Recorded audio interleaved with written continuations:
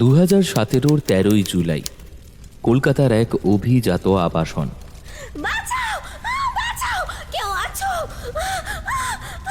আমার খুব কষ্ট হচ্ছে। কি করব, কি করব আমি এখন? এখন আমি কাকে ফোন করব? আমার ফোনটা কোথায় রাখলাম? ঘরময় ছোটাছুটি করে বেড়াচ্ছে বছর 28-এর তরুণী অমিয়া। চিৎকার করছে সে, কিন্তু তার গলার আওয়াজ বাইরে পৌঁছচ্ছে না।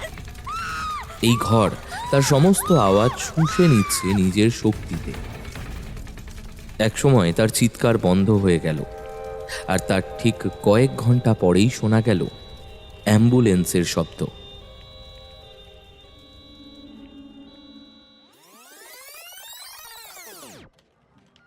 ঠিক 2 বছর আগের ঘটনা। ধর, এসব কি ফালতু স্ক্রিপ্ট খুঁজে এনেছো সুধীর? এই গল্পটা না ফ্রিতে দিলেও আমি পড়বো না। আর পাঠকেরা 450 টাকা দাম দিয়ে বইটা কিনবে, তোমার মনে হয় সেটা? টেবিলের ওপর থাকা স্ক্রিপ্টগুলো ধীরেনের মুখের ওপর ছুঁড়ে মারল বীরেন রায়। সুখমেলা প্রকাশনীর একমাত্র কর্ণধার সুখদেব রায়ের ছেলে বীরেনই এখন প্রকাশনীর সবটা একা হাতে সামলান। শান্ত ভদ্র স্বভাবের ছেলে বীরেনের কথাবার্তায় আভিজাত্য ফুটে ওঠে, তবে গল্পের মানের সঙ্গে এতটুকু আপোষ করতে সে রাজি নয়। সেক্ষেত্রে এতটুকু ভুল হলে তাণ্ডব শুরু করে দেয় বীরেন। আজও তার অন্যথা হলো না। পছন্দ না হওয়ায় একটার পর একটা স্ক্রিপ্ট বাতিল করতে থাকলো বীরেন। ঠিক সেই সময় বছর 24-এর অমিয়া সেখানে গিয়ে হাজির হলো। May I come in sir? Yes. Sir, আমি একজন স্টোরি রাইটার। ছোট বড় অনেক পত্রিকাতেই লিখছি প্রায় 6-7 বছর ধরে। রিসেন্টলি আমার একটা গল্প ভারত পত্রিকায়ও বেরিয়েছে, তাই আসলে আমি একটু অযাচিতভাবেই আপনার অফিসে চলে এলাম। আপনারা তো নতুনদের সুযোগ দিয়ে থাকেন। আচ্ছা, আমার গল্পটা কি একটু শোনা যাবে? ভারত পত্রিকা? সেখানে তো লেখার মান যাচাই করেই প্রকাশিত হয়। যাকে, আপনার নামটা কি যেন বললেন? এখনো বলিনি তো, এবার বলছি। আমার নাম অমিয়া, অমিয়া রাও। সুখমেলা প্রকাশনীর অফিস থেকে বেরিয়ে নিজের BMW গাড়িতে বসে অমিয়া বলল, রমেনদা, একটা হিন্দি গান চালাও না শ্রেয়া ঘোষালের। একটু ভলিউমটা আস্তে করে দিও। কি হলো মেম সাহেব, তোমার গল্প এই অফিসের পছন্দ হয়েছে? স্যার তো বারতিনেক ফোন করেছিলেন, ম্যাডামও 2বার কল করেছিলেন। মিথ্যে করে বললাম মেম সাহেব একটা বিরাট বড় দোকানে ঢুকেছেন, বেরোলেই ফোন করবেন। তুমি বোধহয় ফোনটা অফ করে দিয়েছিলে। হ্যাঁ রমেনদা, আসলে কথা বলছিলাম তো, আর এইসব ক্ষেত্রে ফোন এলে খুব বিরক্ত লাগে। উপন্যাসের স্ক্রিপ্টটা তো শুনিয়ে এলাম ভদ্রলোককে, উনি বললেন বেশ পছন্দও হয়েছে। তারপর ওখান থেকেই মোবাইল থেকে মেল করে দিলাম লেখাটা। তুমি যদি বাবুর নাম বলতে এমনি এমনি বই বেরিয়ে যেত, কিন্তু তোমার ওই এক রোগ, তুমি কাউকেই নিজের পরিচয় দেবে না, নয়তো তোমাকে এত অফিস ঘুরতে হয়। বাপির নাম বললে আমার শুধু গল্পের বই কেন, এতদিনে আমি হয়তো 2-3টে পুরস্কারও পেয়ে যেতাম, কিন্তু আমি যে সেটা চাই না। দিদিমণি, আমরা যারা গরিব মানুষ আমরা তো দুটো ডাল ভাত চাই, কিন্তু তোমরা যে কি চাও সেটা বুঝতে পারি না। টাকা থাকতেও আরও টাকা, গাড়ি থাকতে আরও গাড়ি। আমি আমার পরিচিতি চাই রমেনদা, আর সেটাও নিজের যোগ্যতায়, বাপির নাম জাহির করে নয়। তাই তো গত 1 বছর ধরে এত অফিসে অফিসে ঘুরছি। কতজন তো কুকুরের মতো তাড়িয়েই দিল। গল্পটা শোনার মতো সময় দিচ্ছে না, আর কাউকে শত অনুরোধ করার পরেও যদিও বা গল্প শোনানোর জন্য রাজি করাতে পারছি, তবুও তাদের মুখের ভাবভঙ্গি বিরক্তি দেখেই বোঝা যায় তারা শুধু গল্পটা শুনছে, ফিলই করছে না। কিন্তু এই মানুষটাকে দেখে মনে হলো ইনি সত্যিই একটা ভালো গল্প খুঁজছেন। কিছু মনে করো না গো দিদিমণি, গত 1 বছরে তোমাকে নিয়ে যত অফিসে গিয়েছি তার তুলনায় এই অফিসটা কিন্তু বেশ ছোট। হ্যাঁ, এই প্রকাশনীটা মাঝারি মানের, কিন্তু যদি আমার লাক ফেভার করে তাহলে এখান থেকেই আমার নাম হবে। ঠিক সেই সময় অমিয়ার হাতে ধরা ফোনটা বেজে উঠল। অমিয়া ফোনটা ধরে বলল, বলো বাপি। হ্যাঁ, এই তো একটু শপিংয়ে গিয়েছিলাম, বাড়ি ফিরছি। ওকে। ফোনটা রেখেও অমিয়া বলল, রমেনদা, সামনের মাল্টিপ্লেক্সটার সামনে একটু দাঁড়িয়েও চট করে কিছু একটা কিনে নি, নইলে আবার কেস খেয়ে যাব। ঠিক আছে দিদিমণি।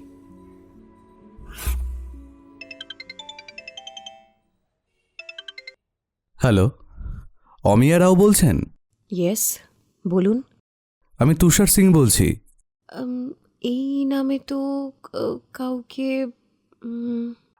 না না, আপনার আমাকে চেনার কথা নয়। আমি সুখমেলা প্রকাশনীর তরফ থেকে আপনাকে ফোন করেছি। ও আচ্ছা, বলুন, বুঝতে পেরেছি। আসলে কোম্পানির যাবতীয় ডিল আমি স্যাংশন করি, তো তাই বীরেন এই দায়িত্বটা আমাকেই দিয়েছে। তাই ওই আমাকে আপনার ফোন নাম্বারটা দিয়ে বলল আপনার সাথে যোগাযোগ করে নিতে। আপনার গল্পটা সিলেক্টেড হয়েছে ম্যাম, কংগ্রাচুলেশনস। 2015 বইমেলাতে আমরা আপনার লেখা উপন্যাস যন্ত্রণার পাখি বই আকারে লঞ্চ করতে চাই। আপনি যদি একটু অফিসে এসে যোগাযোগ করতেন। হ্যাঁ নিশ্চয়ই, আমি কালকেই চলে যাব। ফোনটা রেখে অমিয়াও ছুটতে ছুটতে গেল মিসেস ডিসুজার কাছে। তারপর মিসেস ডিসুজাকে জাপটে ধরে বলল, ন্যানি ন্যানি ন্যানি ন্যানি, তুমি জানো আমি আমার স্বপ্ন পূরণের প্রথম ধাপে পা রেখে ফেলেছি। তার মানে তোমার গল্প সিলেক্টেড হয়েছে মেম সাহেব? হ্যাঁ। আচ্ছা, বাপি মাম্মাম এরা কোথায়? স্যার ম্যাডাম ওরা তো ব্যবসার কাজে বিদেশে গেছেন। আজ সকালেই তো ওনাদের ফ্লাইট ছিল। আমাকে বললো না তো।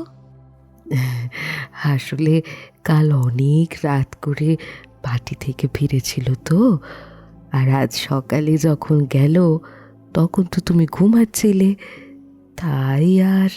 আমি বুঝেছি নানি, তুমি আর ওদের দোষ ঢেকো না। ন্যানি, এক কাপ কফি দাও তো। ওদের কথার মাঝখানেই সেখানে ঢুকে পড়ল শুভ্র। তারপর অমিয়ার দিকে তাকিয়ে বলল, কিরে লিটল সিস্টার, চোখ মুখ দেখে তো মনে হচ্ছে খুব খুশি। কি হয়েছে? হ্যাঁ রাজা সাহেব, তোমার লিটল সিসের লেখা উপন্যাস এবার বই হয়ে বেরোবে। ও গ্রেট। তাই খবরটা আমাকে ন্যানির মুখ থেকে শুনতে হলো কেন? তুইও তো আমাকে বলতে পারতিস। বাই দ্য ওয়ে, প্রকাশনীর নাম কি? সুখমেলা। সুখমেলা? নামটা শুনেছি বলে তো মনে হচ্ছে না। আচ্ছা, বাপির তো অনেক বড় বড় প্রকাশনীর সঙ্গে ডিল হয়।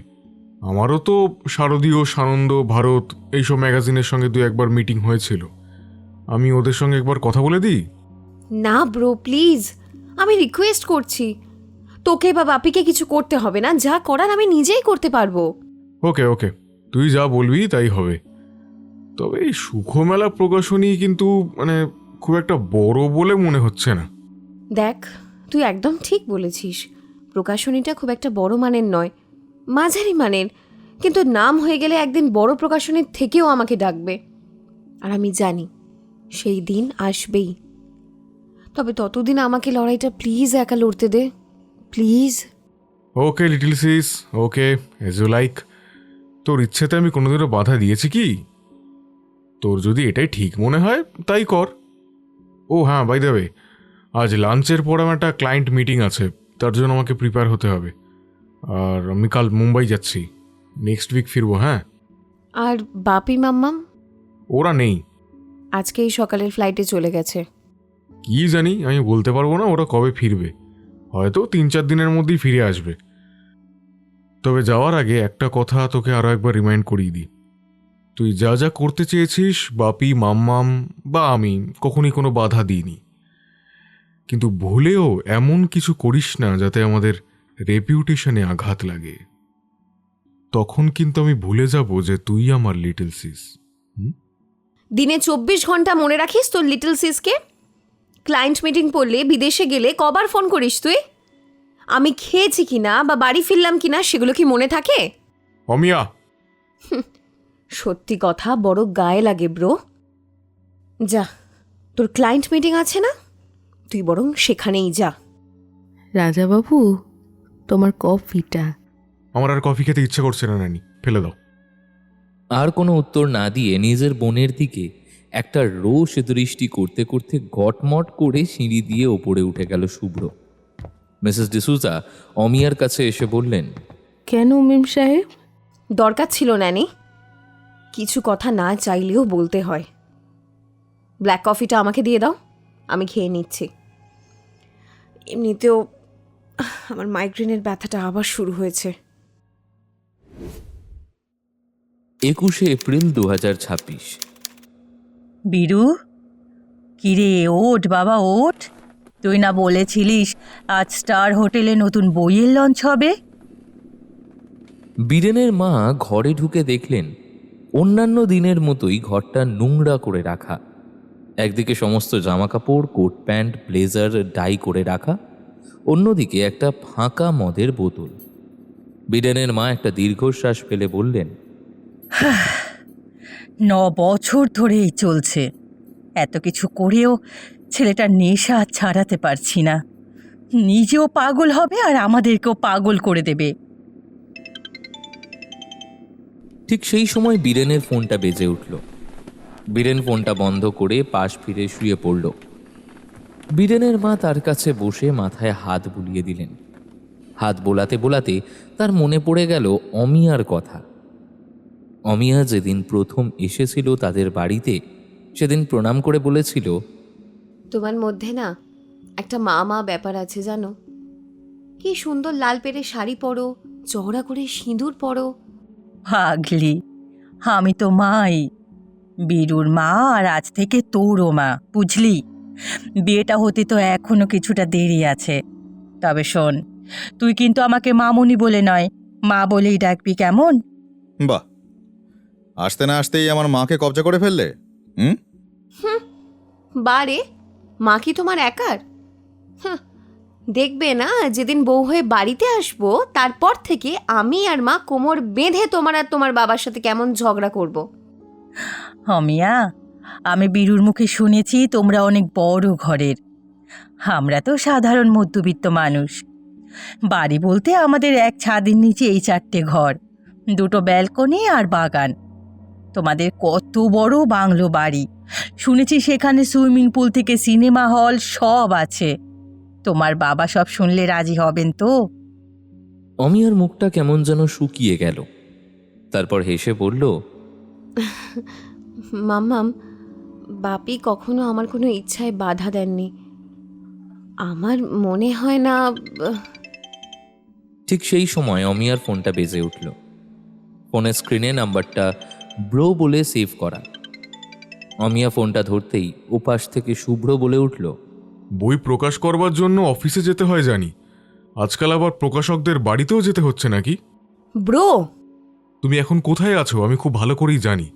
আমি বিদেশে থাকলেও আমার হাতটা যে অনেক চওড়া তা কিন্তু ভুলে যেও না। যেখানে আছো সেখান থেকে চুপচাপ বেরিয়ে এসো, গাড়ি বাইরে তোমার জন্য ওয়েট করছে। কিন্তু ব্রো, আমি তো এখানে একটা ইনভিটেশনে এসেছি। দুপুরে লাঞ্চ করে আমি লাঞ্চ? ওখানে কি লাঞ্চ করবে? ওটা কি তোমার লাঞ্চ করবার জায়গা? নাকি তুমি যা যা খেতে পছন্দ করো ওখানে সবই অ্যাভেলেবেল পাবে? আমাকে রুডলি বিহেভ করতে বাধ্য করো না।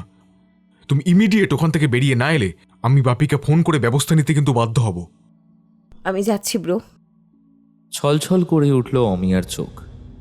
ফোনটা রেখে সে নরম গলায় বলল, মা, দাদাকে তো বলে আসিনি, তাই দাদা একটু চিন্তা করছে।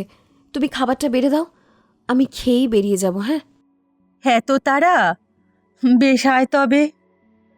সেদিন 10-15 মিনিটের মধ্যে তাড়াহুড়ো করে খেয়েই বেরিয়ে গিয়েছিল অমিয়া।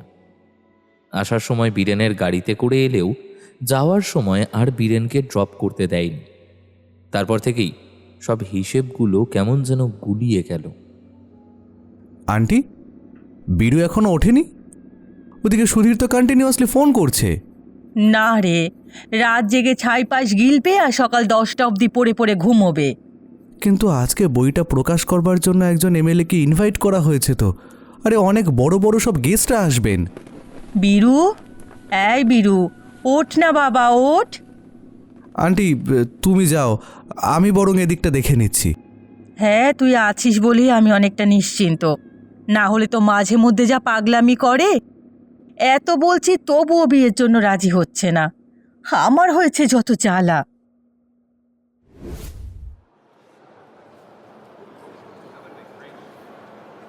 চারিদিকে প্রচুর মানুষের কথা বলার আওয়াজ, আর কিছুক্ষণ বাদে বাদে হাততালির শব্দের মাঝে এমএলএ মাইক হাতে নিয়ে বললেন, আজ সুখমেলা প্রকাশনীর বই প্রকাশ অনুষ্ঠান। ভারতের অন্যতম 10 জন সেরা লেখক লেখিকার বইয়ের সংকলন বেরিয়েছে আজ এই প্রকাশনীর থেকে।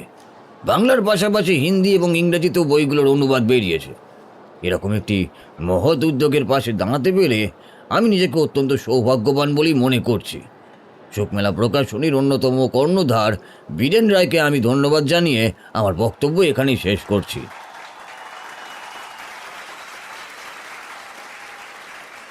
এরপর আগত ব্যক্তিদের করতালির মাঝেই নতুন বইয়ের মোড়ক উন্মোচন করলেন এমএলএ স্যার।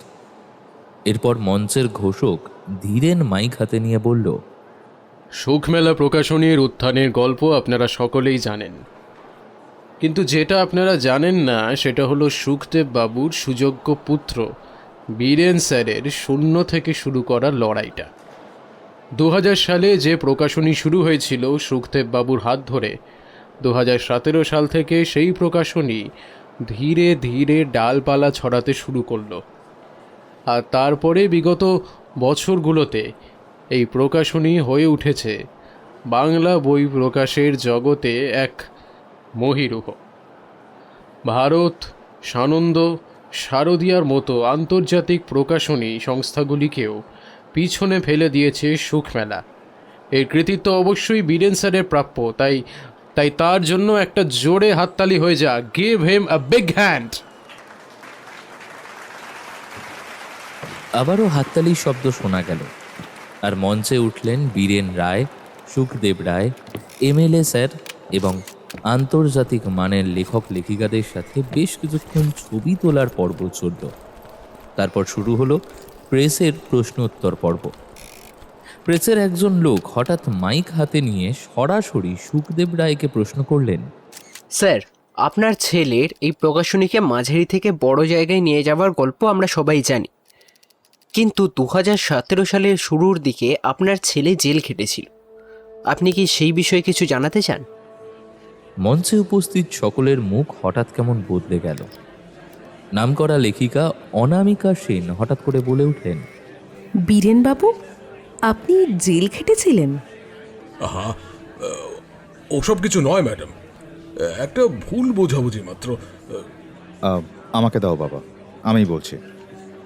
হ্যাঁ, কি প্রশ্ন করার আমাকেই করুন। আগে হ্যাঁ অনামিকা ম্যাম, আপনি ঠিকই শুনেছেন। আমাকে পুলিশ অ্যারেস্ট করেছিল 2017 জানুয়ারিতে। সে সময় বেশ কিছুদিন আমি পুলিশ কাস্টাডিতে ছিলাম। কেন জেল খেটেছিলেন আপনি? আমি জেলে গিয়েছিলাম খুনের দায়ে। আমার প্রেমিকা অমিয়াকে খুনের চার্জ আনা হয়েছিল আমার ওপরে। এখানে উপস্থিত প্রেসের লোকেদের মধ্যে অনেকেই সেই ঘটনা জানেন। তবুও যখন আপনাদের সকলের সামনে প্রশ্নটা উঠলই, তখন আমি আবার বলবো। শুনবেন আমার গল্প? আমি তখন ক্ষমতাতে না থাকলেও ঘটনাটা আমি জানি। তো এই কথা যখন আবার উঠল, আপনি বলুন বীরেন। সবটা খুলে না বললে মানুষের অন্যরকম ধারণা হবে। হ্যাঁ, বলতে তো আমাকে হবেই। আর শুধু এখানে নয়, যেখানে যতবারই এই প্রসঙ্গটা উঠবে ততবারই আমাকে বলতে হবে। আজ থেকে প্রায় 10 বছর আগে, 2015 সালের 19শে জানুয়ারি বইমেলাতেই সুখে মেলা প্রকাশনীর অন্যতম লেখিকা অমিয়া রাওয়ের বই যন্ত্রণার পাখি প্রকাশিত হয়। আমার আজও মনে আছে, ধূসর রঙের একটা শাড়ি পরে অমিয়া সেদিন এসেছিল। তার মুখে ছিল একটা মার্জিত হাসি, যা তাকে আরও ব্যক্তিত্বময় করে তুলেছিল। তার আগে একবারই অমিয়ার সাথে আমার দেখা হয়েছিল। অমিয়া সেদিন প্রথমবার আমার অফিসে এসেছিল তার উপন্যাসের একটা স্ক্রিপ্ট শোনাতে। এবার স্ক্রিপ্টটা পছন্দ হওয়ায় আমি তাকে মেল করতে বলি। এরপর বই প্রকাশের পুরো ব্যাপারটাই তুষার এবং ধীরেন দেখেছিল। আমিও অন্যান্য কাজে ব্যস্ত হয়ে গিয়েছিলাম। তারপর বই প্রকাশ অনুষ্ঠানের সময় অমিয়াকে দেখে আমি কথা বলতে এগিয়ে যাই।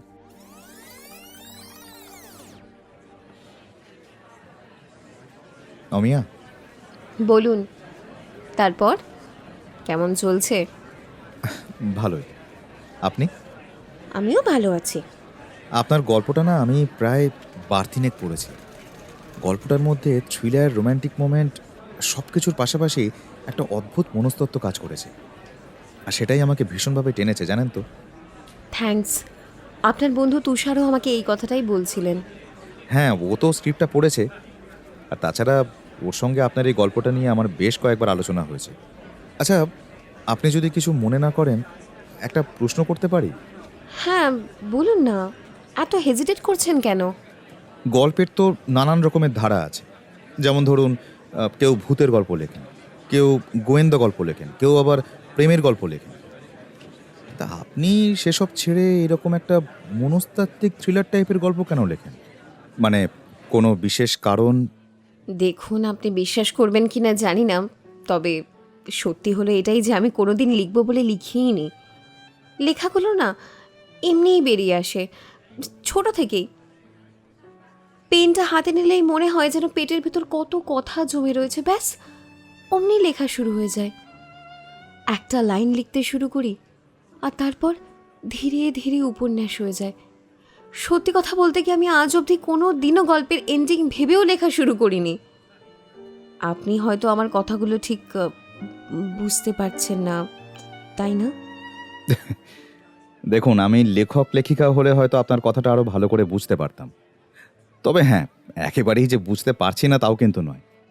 আপনি হচ্ছেন ইনবর্ন লেখিকা, জোর করে আপনার ওপর কিছু আরোপ করা হয়নি। প্রতিভা নিয়েই আপনি জন্মেছেন। তাই একটা লাইন লিখতে শুরু করেন, আর তারপর সেই লাইন থেকে কিভাবে যেন একটা গল্প হয়ে যায়, উপন্যাস হয়ে যায়, আপনি নিজেও মেলাতে পারেন না, তাই তো? এক্স্যাক্টলি। এই কথাটা না আমি কাউকে বোঝাতে পারি না, ইভেন আমার ন্যানি পর্যন্ত বুঝতে পারে না। আচ্ছা, আপনি কি করে বুঝে গেলেন?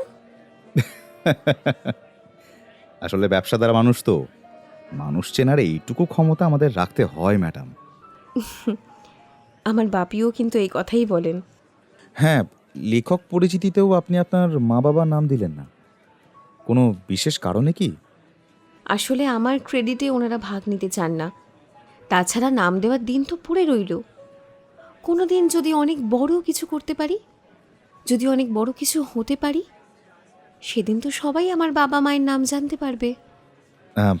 মাফ করবেন, আজ আপনি যখন BMW করে এসেছিলেন আমি কিন্তু লক্ষ্য করেছি। এমনকি গাড়ির মধ্যে থাকা সিভিল ড্রেসের সিকিউরিটিদেরও লক্ষ্য করেছি, যারা এখন এই বইমেলাতেই ছড়িয়ে ছিটিয়ে আছে। আচ্ছা, আপনার বাবার নাম কি বলুন তো? আপনার বাবা কি ডিফেন্সে আছেন? উনি একজন বিজনেসম্যান। কি নাম? না মানে ব্যবসাদার বললেন তো, তাই হয়তো চিনতে পারি। সুশোভন রাও। সুশোভন রাও? আপনার মা কি রমা রাও? হ্যাঁ। ও মাই গড, আই কান্ট বিলিভ! তার মানে রাও ব্রাদার অ্যান্ড সিস্টার অর্গানাইজেশনের মালকিন আপনি? আপনার তো দাদাও আছে, তাই না? হ্যাঁ, ঠিক ধরেছেন। আমি তো কিছুই বুঝতে পারছি না ম্যাডাম। আমার সঙ্গে এরকম প্র্যাঙ্ক করার মানে কি বলুন তো? আপনি তো চাইলেই ভারত বা সানন্দ অথবা শারদীয় প্রকাশনী থেকে বই বার করতে পারতেন। আমার প্রকাশনী থেকে বই বার করার কোনো কারণ? আপনি ভুল ভাবছেন। আসলে আমি নিজের নামে বই বার করতে চেয়েছিলাম, তবে সেটা উইদাউট ইনভেস্টমেন্টে। বড় বড় প্রকাশনীগুলো নতুন লেখিকাদের বই বার করতে টাকা নেয়, আর আমি সেটা চাইনি। তাই একটা সুযোগ চেয়েছিলাম বাপির নাম ছাড়া নিজের নাম তৈরি করার, আর সেটা আপনারাই দিয়েছেন। তার জন্য আমি সব সময় আপনাদের কাছে কৃতজ্ঞ থাকব। না না ম্যাডাম, আপনার মধ্যে সত্যিই যোগ্যতা রয়েছে, বিশ্বাস করুন। আপনার এই লেখাটা শারদীয় প্রকাশনীর কর্ণধারও দেখেছেন। উনি আমাকে ফোন করেছিলেন এবং ভীষণভাবে লেখাটার প্রশংসা করেছেন। আমার কাছ থেকে আপনার নাম্বারও চেয়ে নিয়েছেন। দেখুন, হয়তো উনি খুব শীঘ্রই আপনাকে ফোন করবেন ওনার সংস্থা থেকে উপন্যাস বার করার জন্য। সত্যি বলছেন? আরে খামোকা মিথ্যে বলতে যাব কেন? আপনাকে মিথ্যে বলে তো আমার কোনো লাভ নেই। কথাবার্তার মাঝেই অমিয়ার ফোনটা বেজে উঠল। অমিয়া ফোনটা ধরল। ইয়েস, অমিয়া রাও কথা বলছি। Thank you sir, thank you. আমি আপনার জন্য উপন্যাসের স্ক্রিপ্ট আপনাদেরকে মেল করে দেব। ফোনটা রেখে অমিয়া আবেগবশত বীরেনের হাতটা ধরে বলল, থ্যাঙ্কস বীরেন, থ্যাংক ইউ। শারদীয় প্রকাশনী থেকে ফোন করেছিল, ওরা পুজোতে আমার বই বার করতে চায়। হঠাৎ করে অমিয়ার খেয়াল হলো সে বীরেনের হাত ধরে ফেলেছে, তাই হাতটা ছেড়ে দিয়ে গলাটা খানিক নামিয়ে বলল, এক্সট্রিমলি সরি। বন্ধুত্বের থ্যাঙ্কস বা সরির কোনো জায়গা নেই। আমার ফ্রেন্ড হবেন? বীরেনের বাড়ানো হাতটা অমিয়া ধরে হাসতে হাসতে বলল, ওকে, ফ্রেন্ড। এভাবেই দুজনের মধ্যে একটা বন্ধুত্বের সম্পর্ক তৈরি হয়েছিল, সময়ের সঙ্গে সঙ্গে যা আরও গভীর হয়ে উঠেছিল। ফোনটা বেশ কয়েকবার বেজে যাওয়ার পর অমিয়া ফোনটা রিসিভ করে। ওপাশ থেকে একজন বেশ ভারিক্কি কণ্ঠে বলে ওঠেন, আমার নাম্বারটা নিশ্চয়ই সেভ আছে। আমি শারদীয় প্রকাশনী থেকে বলছি, শ্রীকান্ত আচার্য। হ্যাঁ, সেদিনই সেভ করেছিলাম। আসলে আমি ফোনের কাছে ছিলাম না তো। আপনার উপন্যাসটা আমরা দুর্গাপুজো বের করতে চাই, সেই জন্য কিছু কন্ট্রাক্ট সাইনের ব্যাপার আছে। আপনি যদি আমাদের সল্টলেকের অপেক্ষায় চলে আসতেন তাহলে খুব ভালো হতো। ঠিকানা আমরা মেল করে দিয়েছি। আমি না আজকে একটু ব্যস্ত আছি, কালকে আমি যেতে পারবো। It's okay, take your time. ফোনটা রেখেও অমিয়া ভাবল এবার বীরেনকে একটা ফোন করা যাক। একবার রিং হতে না হতেই ফোনটা ধরে নিল বীরেন। অমিয়া বলো। না, জরুরি কোনো কথা নেই, এমনিই ফোন করেছিলাম। আচ্ছা, আমি তাহলে 5 মিনিট পরে ফোন করি, অসুবিধা হবে? একেবারেই না, তুমি ফ্রি হয়ে আমাকে ফোন করো। বীরেন ফোনটা রাখার পর অমিয়া মুচকি হাসল। তারপর নিজের মনে মনে অমিয়া বলে উঠল, ছেলেটাকে যতই দেখি ততই অবাক হই। ও যতই ব্যস্ত থাকুক ফোনটা ঠিক রিসিভ করে। পাশের মানুষটার কোনো জরুরি দরকার আছে কিনা জেনে নেয়। শিক্ষিত কাজ অন্তপ্রাণ মানুষ হলেও বীরেন বোঝে কোনো মানুষই নিছক অদরকারে ফোন করে না। হ্যাঁ, দরকারের প্রকারভেদটা ভিন্ন হয় ঠিকই, কিন্তু কোনো মানুষ যখন নিজের কোনো ব্যক্তিগত কথা শেয়ার করবার জন্য ফোন করে, সেটাও যে একরকম দরকার, সেটা বীরেন বুঝে।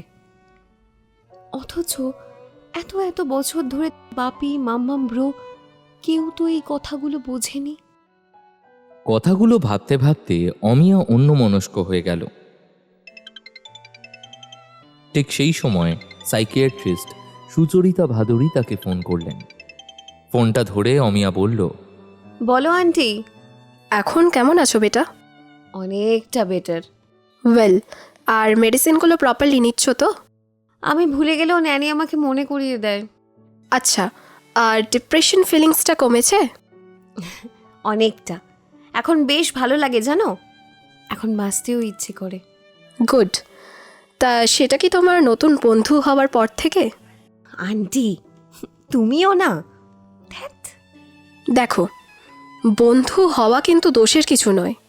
আর তোমার যদি মনে হয় বীরেনের সঙ্গে তোমার ভাইবস ম্যাচ করছে, সেক্ষেত্রে তুমি কথা বলে এগোতেই পারো।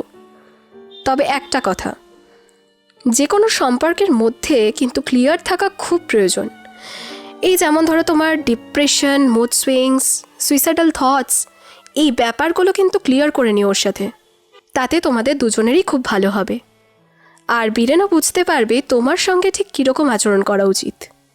জানো আন্টি, বীরেন এমনিতেই না ভীষণ ম্যাচিওর বিহেভ করে।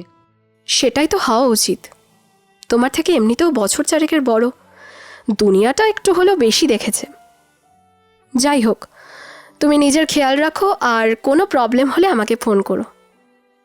সুচরিতা ভাদুরীর সঙ্গে ফোনে কথা বলার সময় বেশ কয়েকবার বীরেন ফোন করে। ফোনটা বিজি দেখে একটা মেসেজ করে রাখে, আমি একটু ফ্রি হয়েছিলাম তাই তোমাকে ফোন করেছিলাম, তুমি ব্যস্ত আছো, নো প্রবলেম। তবে এরপর আমিও একটু ব্যস্ত হয়ে পড়ব, আসলে ব্যাংকের একটা কাজ আছে, বাই। তুষার একদিন এসে বীরেনকে বলল, কি ব্যাপার বলতো, তুই কলকাতায় থাকলেও আজকাল তোর পাত্তা পাওয়া যায় না। সেদিন আমার এক বন্ধু তোকে অমিয়ার সঙ্গে নন্দনে দেখেছে, কেসটা কি বলতো? না রে, তেমন কিছুই নয়। মেয়েটা মাঝে মধ্যেই ভীষণ একাকিত্বে ভোগে। অত বড় বাড়ি, অথচ বাবা মা নিজের নিজের ব্যবসার কাজে ব্যস্ত। দাদাও সেই একই লক্ষ্যে এদিক ওদিক ছুটে বেড়াচ্ছে। বাড়ির মধ্যে একমাত্র ন্যানি ছাড়া কথা বলার মতো তেমন কেউ নেই। অমিয়া বলে ন্যানি না থাকলে ওর মনে হয় ওকে যেন গোটা বাড়িটা গিলে খেতে আসে। ওর ন্যানি 1 সপ্তাহের জন্য তার হোম টাউনে গিয়েছিলেন। তখন মাঝে মধ্যেই ও এই অফিসে চলে আসতো, আমার স্ক্রিপ্ট বাছাইয়ের কাছে হেল্প করতো, আবার এখানে বসে গুনগুন করে গান গাইতে গাইতে গল্পও লিখত। আর সেদিন হঠাৎ বলে বসলো, চলো একটা সিনেমা দেখে আসি। আমি আর না করিনি কথাটা শুনে। তারপর সিনেমা দেখলাম, রেস্টুরেন্টে খাওয়া দাওয়া করলাম, তারপর ওর মতো বাড়ি ফিরে গেল আর আমি চলে এলাম। সবই তো বুঝলাম বস, কিন্তু দেখিস মেয়েটা যেন আবার তোর প্রতি দুর্বল না হয়ে পড়ে। বন্ধুত্বের সীমারেখাটা পেরিয়ে গেলেই তো মুশকিল। হ্যাঁ রে, আমি সেটা সবসময় মাথায় রাখি। আমার অবস্থান আমি কখনো ভুলি না। তাছাড়া ওদের একটা স্ট্যাটাস আছে, সেটাও তো মাথায় থাকে। তবে মাঝে মধ্যে মনে হয় জানিস তো, একটা মানুষ যদি আমার সঙ্গে একটু কথা বলে ভালো থাকে, তাতে তাতে দোষটা কি? একটা মানুষকে না হয় একটু হাসি উপহার দিলাম। তুই তো অমিয়ার সঙ্গে মিশে মিশে একদম সাহিত্যিকের মতো কথা বলছিস রে। আমি কিন্তু বেশ বুঝতে পারছি তোর পা পিছলাচ্ছে, অথচ তুই কিন্তু স্বীকার করছিস না। তুই না সবসময় ভাট বকাটা একটু কমা, যাচ্ছে তাই। তোর চোখ বলে দিচ্ছে বীরেন, তুই অমিয়ার প্রতি দুর্বল হয়ে পড়েছিস। আমি বলি কি, দুর্বল যখন হয়েই পড়েছিস তখন আর এড়িয়ে গিয়ে লাভ নেই, বিয়েটা করেই নে। তাতে আন্টিও একটু দুশ্চিন্তামুক্ত হয়। অন্যদিকে বীরেনের মুখটা কেমন চুপসে গেল। অমিয়াও যদি তার প্রতি দুর্বল হয়ে পড়ে, তখন জোর করে নিজের মনের মধ্যে থাকা দুর্বলতাগুলোকে হেসে উড়িয়ে দিয়ে তুষারের পিঠে চাপড় মেরে বীরেন বলল, আচ্ছা তুই কি আমাকে চিনিস না? ওসব বিয়েটি আমার দ্বারা হবে না। তা তুই বলিস তো তোর জন্য সম্বন্ধ খুঁজি, হ্যাঁ? ঠিক সেই সময় বীরেনের ফোনটা বেজে উঠল। তুষার দেখল যে নাম্বার থেকে ফোন আসছে সেটা অমিয়া বলে সেভ করা। বীরেন ফোনটা ধরল। ওপাশ থেকে অমিয়ার গলার স্বর শোনা গেল, বীরেন, আজ না শহরের একটা অনুষ্ঠানে জিৎ আসছে, নিয়ে যাবে প্লিজ? তুমি তো জানো জিৎ আমার পছন্দের হিরো, প্লিজ নিয়ে চলো প্লিজ। ওকে ওকে ওকে, আমি শিডিউলটা চেক করে তোমাকে বলছি, কেমন? আমি জানতাম তুই ইগনোর করতে পারবি না। Go with the flow. কিছু কিছু সময় যা হয় ভালোর জন্যেই হয়। সেদিন অমিয়াকে নিয়ে গিয়েছিল বীরেন। এভাবেই কখনো সিনেমা হল, কখনো কোনো থিয়েটার, কোনো লাইব্রেরি, কখনো কোনো সেলেবকে দেখার অছিলায় ধীরে ধীরে কাছে আসতে থাকলো বীরেন আর অমিয়া। ওদের বন্ধুত্বটা ক্রমশ আরও গভীর হয়ে উঠল।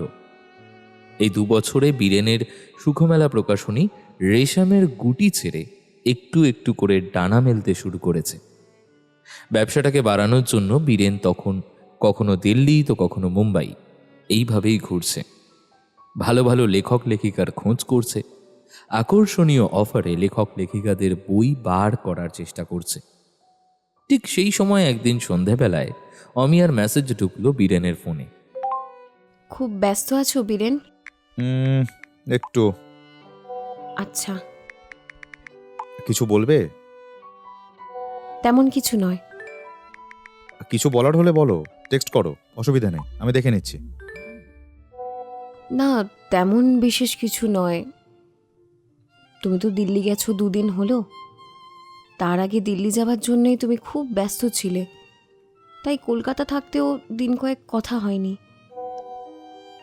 মনটা খুব খারাপ করছিল। তোমার সঙ্গে কথা বলতে বলতে কখন যে অভ্যেস হয়ে গেছো বুঝিনি। বুঝেছি ম্যাডাম। না, বোঝোনি। কি বুঝেনি? বেশ, তাহলে বুঝিয়ে বলো। অনেক কথা বলার আছে তোমাকে। আমি তো বাইরে একটা মিটিংয়ে আছি। আচ্ছা বেশ, রুমে গিয়ে তোমাকে ফোন করছি। বেশ, ফ্রি হলে ফোন করো। অমিয়ার সঙ্গে বন্ধুত্ব হওয়ার পরেই বীরেন বুঝেছিল ও আর 5টা মেয়ের থেকে আলাদা। ছোটবেলা থেকে একাকিত্বের মধ্যে বেড়ে ওঠা, বাবা মা থাকা সত্ত্বেও তাদের সান্নিধ্যের অভাব। বড় দাদার সঙ্গে মতাদর্শের অভাব, সব কিছুর মধ্যে বড় হয়ে উঠতে উঠতে মেয়েটার মন জগতের মধ্যে অনেক জটিলতা রয়েছে। তার মধ্যে সবথেকে বড় সমস্যাটা হলো তার মুড সুইং। তাই সেদিনের মেসেজটাকেও তার মুড সুইং ভেবেই নিয়েছিল, কিন্তু ভুল ভাঙল কিছু সময় পর। সেদিন রাতে অমিয়া ফোন করল আর কাজের কথা, পরিবারের অন্যান্য মানুষের কথা জিজ্ঞেস করার পর বলল, আমি তোমাকে ভালোবেসে ফেলেছি Biren. Will you marry me? তুমি যা বলছো তা ভেবেচিন্তে বলছো তো? আমরা কিন্তু ভালো বন্ধু হিসাবেও সারা জীবন থাকতে পারি। প্রেমিক প্রেমিকা কি ভালো বন্ধু হতে পারে না? আমি তো জানি পৃথিবীতে হাজব্যান্ড ওয়াইফ সব থেকে ভালো বন্ধু হয়। না, তা নয়। আমার কোথাও যেন মনে হচ্ছে তোমার এই একাকিত্ব, তোমার মন ভার করে থাকা, এইসবের মাঝখানে দাঁড়িয়ে এই যে ভালোবাসার কথা তুমি বলছো, সেটা নিছক দুর্বলতা। দুদিন পরে এটা কেটে যাবে, বা হয়তো নতুন কোনো মানুষকে তোমার ভালো লেগে যাবে। মাঝখান থেকে আমাদের এই বন্ধুত্বটা নষ্ট হয়ে যাবে। আমি সেই জন্য বলছি অমিয়া, আমাদের দুজনের মধ্যে অনেক ফারাক, আমাদের ক্লাসও মেলে না। আমরা তো বেশ আছি, তাই না? বন্ধুর মতো এভাবেই তো আমরা কাটিয়ে দিতে পারি, কি পারি না? পারি। বিয়ে করতে হবে এমন কোনো বাধ্যবাধকতা নেই আমার জীবনে। তবে তুমি বলো তো, তুমি আমাকে ভালোবাসো না? এখন তো আমি তোমার সামনে নেই, ফোনের এক প্রান্তে আছি। শুধু একবার বলো তুমি আমাকে ভালোবাসো না।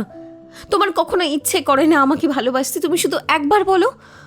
আমি কথা দিচ্ছি, আমি আর কোনোদিনও তোমাকে ভালোবাসার কথা বলবো না। আমি মেনে নেব আমার সব বোঝা ভুল। তুমি চিরকাল শুধু আমাকে বন্ধুই ভেবেছো। ভিড়ের মধ্যে, প্রচুর মানুষের মধ্যে কেউ যাতে আমাকে ধাক্কা না দেয়, তার জন্য তোমার 2 হাত দিয়ে আগলে রাখা সেই মুহূর্তগুলো শুধুই বন্ধুত্ব। আমি মেনে নেব সবটা। তুমি শুধু আমাকে সত্যিটা বলো। দেখো, আমার বলাতে কি আসে যায়?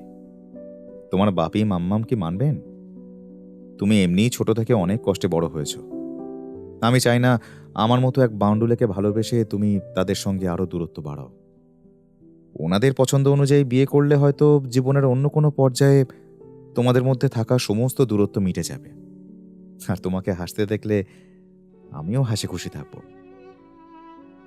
হ্যাঁ অমিয়া, আমি তোমাকে ভালোবাসি, কিন্তু ভালোবাসলেই কি সবসময় পেতে হয়?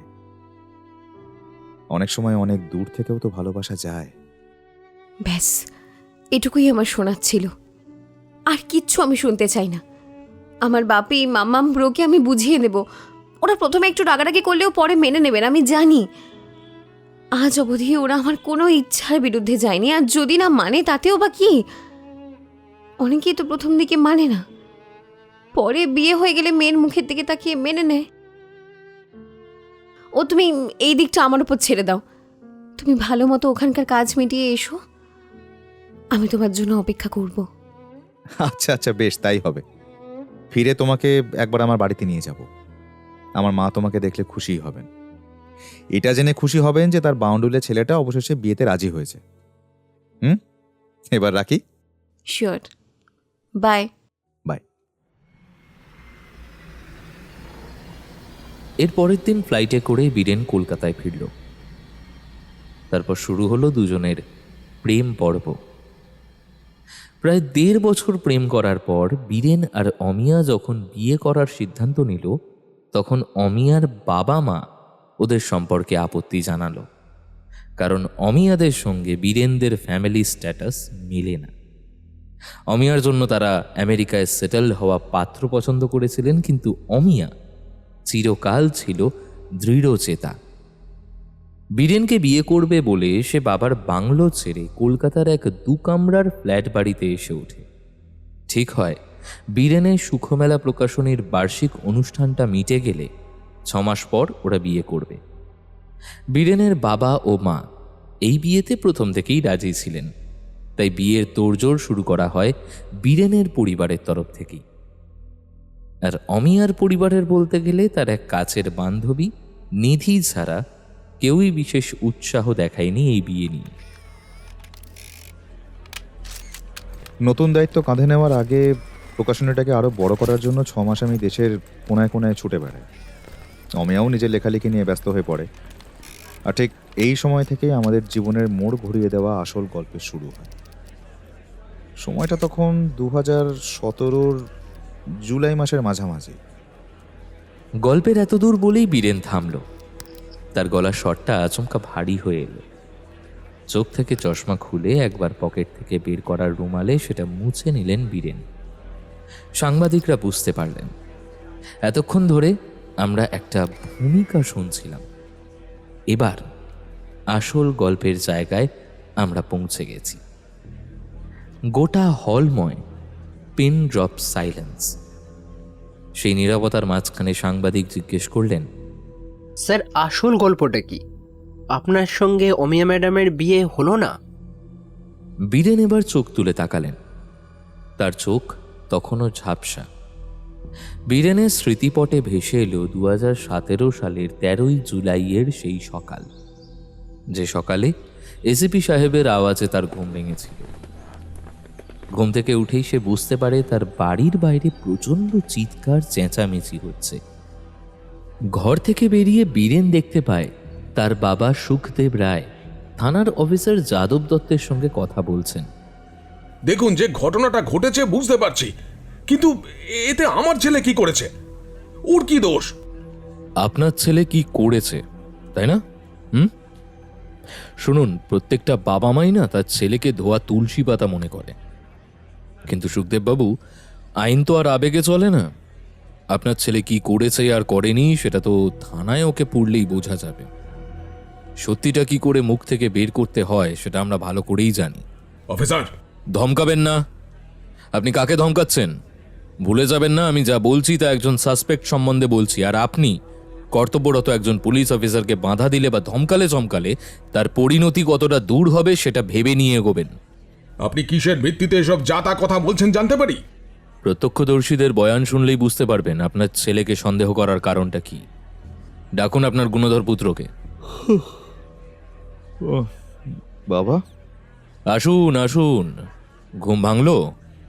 অবশ্য ঘুমের কি দোষ, কাল রাতে এত কীর্তি করেছেন, ঘুম আসতে কষ্ট তো হবেই। মানে আপনি কি বলছেন অফিসার? বীরু, ইনি বলছেন যে... কি? আমরা আপনাকে অ্যারেস্ট করতে এসেছি বীরেন। আপনি কি আমার সঙ্গে এপ্রিল ফুল করছেন অফিসার? হাসছেন? হাসুন হাসুন, ঠান্ডা মাথার খুনিরা এমনই হয়। আচ্ছা, তাহলে বলুন আমি কাকে খুন করেছি, আপনাদের থেকেই না হয় শুনি। ফেমাস সাইকোলজিক্যাল রাইটার অমিয়া রাওকে খুনের দায়ে আপনাকে... হোয়াট? কি বললেন? কে খুন হয়েছে? অমিয়া। অমিয়া! অমিয়া! বীরেন ধপ করে মাটিতে বসে পড়ল। তার চোখ দুটো ঝাপসা হয়ে গেল। মুহূর্তের মধ্যেই তার মনে পড়ে গেল অমিয়ার মুখটা, অমিয়ার বলা সেই কথাগুলো। বীরেন, আমাকে ছেড়ে কখনো যাবে না তো? অমিয়া! বলে আর্তনাদ করে উঠল বীরেন, আর তার পর মুহূর্তেই সে জ্ঞান হারালো। অফিসার একটা তাচ্ছিল্যের হাসি মুখে ফুটিয়ে বলল, সস্তার নাটক, দেখতে পারলেই হলো। অফিসার দত্ত অমিয়ার দেহ সৎকারের সময় সেখানে এসেছেন। তার সঙ্গে পুলিশের 2 কনস্টেবল এসেছে বীরেনকে সঙ্গে নিয়ে। মৃতদেহের মুখ দেখে বীরেন শেষবারের মতো কান্নায় ভেঙে পড়ল। কেন কেন এমনটা করলে? কেন কেন? কাল রাতেও তো আমাদের বিয়ে নিয়ে কত কথা হলো, আজ তো শপিং এ যাবে বললে, তারপর কি হলো? কি হলো? কেন কেন কেন? অভিনয়টা কম করো বীরেন। আমার বোনটাকে মানসিক নির্যাতন দিয়ে মেরে ফেলেছো তুমি। অনেক আগেই ওর ব্রেন ওয়াশ করে আমাদের পরিবার থেকে ওকে অনেক দূরে করে দিয়েছো, আর তারপর শুধু প্রাণটুকুই ছিল, সেইটুকুও শেষ করে ফেললে। গত রাত্রেও তোমার সঙ্গেই ছিল, আর এখন নাটক করছো। আমি না তোমাকে ফাঁসি কাঠে ঝোলাবো, এই বলে দিলাম। দাদা দাদা, আমি ছিলাম ওর ফ্ল্যাটে, কিন্তু আমি তো 10:30টায় বাড়ি ফিরে আসি। Shut up bastard! Shubhra police কনস্টেবলের সামনেই বীরেনকে মারতে এগিয়ে এলো। বীরেন শুভ্রকে আটকালো না, আটকানোর মতো অবস্থাতে সে ছিল না। পুলিশ কনস্টেবলরাই শুভ্রকে বীরেনের থেকে আলাদা করে দিল। অমিয়ার বাবা সুশোভন বাবু এগিয়ে এসে শুভ্রকে ধরলেন। শুভ্র, শান্ত হও। পুলিশ আছেন, যা ব্যবস্থা করার ওরাই করবেন। তুমি আইন হাতে তুলে নিও না। আমি বুঝতে পারছি তোমার কষ্ট হচ্ছে, কিন্তু আমাদের আইনের ওপর ভরসা রাখতেই হবে। তোমার বোন আত্মহত্যা করেছে কি কেউ তাকে আত্মহত্যার প্ররোচনা দিয়েছে সেটা কিন্তু এখনো প্রমাণিত নয়। তুমি এভাবে একতরফাভাবে বীরেনকে দায়ী করতে পারো না। বাবা, তুমি এই লো স্ট্যান্ডার্ড ছেলেটার সাথে কথা বলছো কেন? আর ও তো বোনের মাথার উপর খেয়ে নিয়েছিল। আমি কারোর হয়ে কথা বলিনি শুভ্র, আমি শুধু যেটা ন্যায় সেটা বলেছি। পুলিশকে তার কাজটা করতে দাও। তুমি কেন এত মাথা গরম করছো বলো তো? পুলিশ যদি সবটা জানতে পারে তাহলে কিন্তু তোমাকে ওরা সন্দেহের তালিকাতেই ফেলবে, এটা কিন্তু ভুলে যেও না। বাবা, তুমি কি বলতে চাইছো? আমি আমি বোনকে? তুমি কাল রাত্রে কোথায় ছিলে শুভ্র? তুমি যে কালকে সন্ধ্যের ফ্লাইটে লন্ডন থেকে কলকাতায় এসেছিলে সেটা কিন্তু আমি জানি। বাবা না, আমি তোমাকে সন্দেহ করছি না, কিন্তু পুলিশ তোমাকে সন্দেহ করতেই পারে। যদি তারা জানতে পারে যে তুমি আজকে নয় কালকে থেকেই কলকাতাতে আছো, অথচ তোমার বোনের সঙ্গে দেখা করোনি, তাহলে ওদের মনে হতেই পারে যে তোমাদের মধ্যে কোনো বিবাদ আছে, কি তাই না? বাবা, আমি অমিয়ার সঙ্গে আমি জানি শুভ্র, বীরেনের মতো একটা মিডল ক্লাস ছেলের সঙ্গে জড়িয়ে পড়ার কারণেই তুমি অমিয়াকে অ্যাভয়েড করেছো, কিন্তু সেটা তো আর পুলিশ বুঝবে না। তাই আমি বারবার বলছি, বিহেভ ইয়োরসেলফ। এমন কিছু করো না যাতে সন্দেহের তীর তোমার দিকে চলে আসে। তোমাদের মা বলছিলেন কালকেও অমিয়া তাকে ভিডিও কল করেছিল, তখনও পর্যন্ত ও কিন্তু ঠিকঠাকই ছিল, হাসি খুশি প্রাণচঞ্চল। হঠাৎ করেই কয়েক ঘন্টার মধ্যে কি এমন হতে পারে আমি তো নিজেও বুঝতে পারছি না। হঠাৎ করে সুশোভন বাবুর ফোনটা বেজে উঠল। উনি ফোনটা ধরে বিব্রত গলায় বললেন, রমা প্লিজ নিজেকে শান্ত করো। অমিয়া নেই, এই সত্যিটা মেনে নিতেই হবে। এদিকে সব কাজ হয়ে গেছে, আমরা ফিরছি। দেখো, এখন ভেঙে পড়লে চলবে না। শুভ্র, তুমি সবাই যদি এইভাবেই ভেঙে পড়ো তাহলে আমি কি করি বলো তো? ফোনের অপর প্রান্তে যিনি ছিলেন তিনি কি বললেন শোনা গেল না, তবে সুশোভন বাবু এই কথাগুলো বলে ফোনটা রেখে দিলেন। তারপর শুভ্রকে নিয়ে তিনি তার গাড়িতে করে কলকাতায় থাকা তার বাংলো বাড়ির দিকে এগিয়ে গেলেন। অনেকদিন হলো শুভ্রর কারণে অমিয়া এই বাড়ি ছেড়ে গিয়েছিল। আজ সুশোভন বাবু সেই বাড়িতে মেয়ের অস্থি নিয়ে ঢুকলেন। সুশোভন বাবুর স্ত্রী রমা কান্নায় ভেঙে পড়ল। মিসেস ডিসুজা এগিয়ে এলেন তাকে সান্ত্বনা দিতে। ম্যাম, ম্যাম প্লিজ, আপনি এভাবে কান্নাকাটি করবেন না। এভাবে কাঁদলে আমাদের মেম সাহেব মোটেই খুশি হবেন না। ডিসুজা, তুমি এ কথা বলছো? ছোট থেকে রাজা সাহেব আর মেম সাহেবকে তো আমি আমার কোলে করে বড় করেছি। ওরা আমাকে ন্যানি বলে ডাকলেও ওদেরকে আমি নিজের সন্তানের চোখে দেখি। তাই বলছি মেম সাহেব, ওরা আপনার চোখে জল দেখলে কষ্টই পাবে। মেয়েটাকে তো আমি সেভাবে সময় দিতে পারিনি ডিসুজা। তাই তার অভিমান ছিল ম্যাম, কিন্তু সে আপনাকে, স্যারকে আর রাজা সাহেবকে ভীষণ ভালোবাসত। এই বাংলো ছাড়ার দিনও সে আপনাদের ছবি আর আমার একটা পাসপোর্ট ছবি ছাড়া সঙ্গে করে আর কিচ্ছু নিয়ে যায়নি। জানি, আমি সব জানি।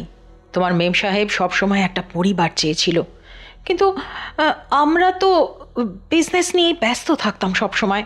আর তাই তো মেয়েটা ওই স্কাউন্ড্রেটার সঙ্গে জড়িয়ে পড়ল। মিসেস ডিসুজা আর রমা যখন নিজেদের মধ্যে কথা বলছে, তখন অন্যদিকে পুলিশ কাস্টাডিতে নির্ঘুম রাত কাটাচ্ছে বীরেন। তার মনে পড়ে গেল শেষ রাতের ঘটনা।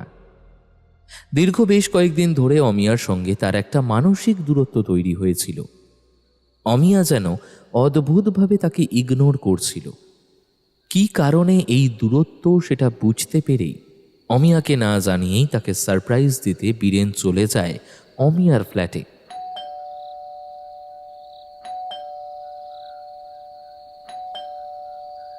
বেশ কয়েকবার কলিং বেল টেপার পর দরজা খোলে অমিয়া। রাত তখন প্রায় 9টা। বীরেন, তুমি আশা করনি, তাই না? তুমি শহরে ফিরে এসেছো জানাওনি তো? হ্যাঁ, কারণ আমি ভেবেছিলাম তুমি আমাকে আচমকা দেখলে হয়তো খুশি হবে, কিন্তু এখন তো দেখছি আমি হয়তো ভুলই ছিলাম। না, ঠিক তা নয়। ভেতরে এসো। কফি খাচ্ছিলে? কেউ এসেছিল তোমার কাছে? কই, না না তো, কেউ আসেনি। কেউ না। কে আসবে? আমার কে আছে? কেউ না, কেউ আসেনি, কেউ তো আসেনি। অমিয়া, তুমি কিন্তু আবার বিড়বিড় করছো। নার্ভের ওষুধটা খাচ্ছ? না। আমি আছি, তুমি আগে ওষুধটা খেয়ে নাও। চলো চলো চলো চলো। বেশ। আচ্ছা, তুমি তো আমাকে বলতে যে তোমার বাবা মা দুজনেই ব্যবসা নিয়ে ব্যস্ত থাকতেন দেশে বিদেশে। তোমার দাদাও ছোট থেকে পড়াশোনা নিয়েই থাকতো, আর তুমি তোমার মতো পড়াশোনা নিয়ে থাকতে। তাহলে কলকাতার বাংলোটা ছেড়ে আসার পর থেকে তোমার তো মেন্টাল সমস্যা কেন হচ্ছে? আসলে ন্যানি থাকতো তো, ন্যানিকে মিস করছি। আমি না আমার দাদাকেও খুব মিস করছি। আর বাংলাতে থাকলে রাত বিরেতে যখন তখন বাবা মা চলে আসতেন, তাই সেই সম্ভাবনা থাকতো। এখানে তো সেটাও নেই। আসলে কি জানো তো, মানুষ যখন আমাদের খুব কাছে থাকে তখন আমরা তাদের মূল্য বুঝি না, কিন্তু যখন আমরা সেই সব মানুষদের থেকে অনেকটা দূরে সরে যাই তখন আমরা তাদের মূল্য আস্তে আস্তে করে বুঝতে পারি।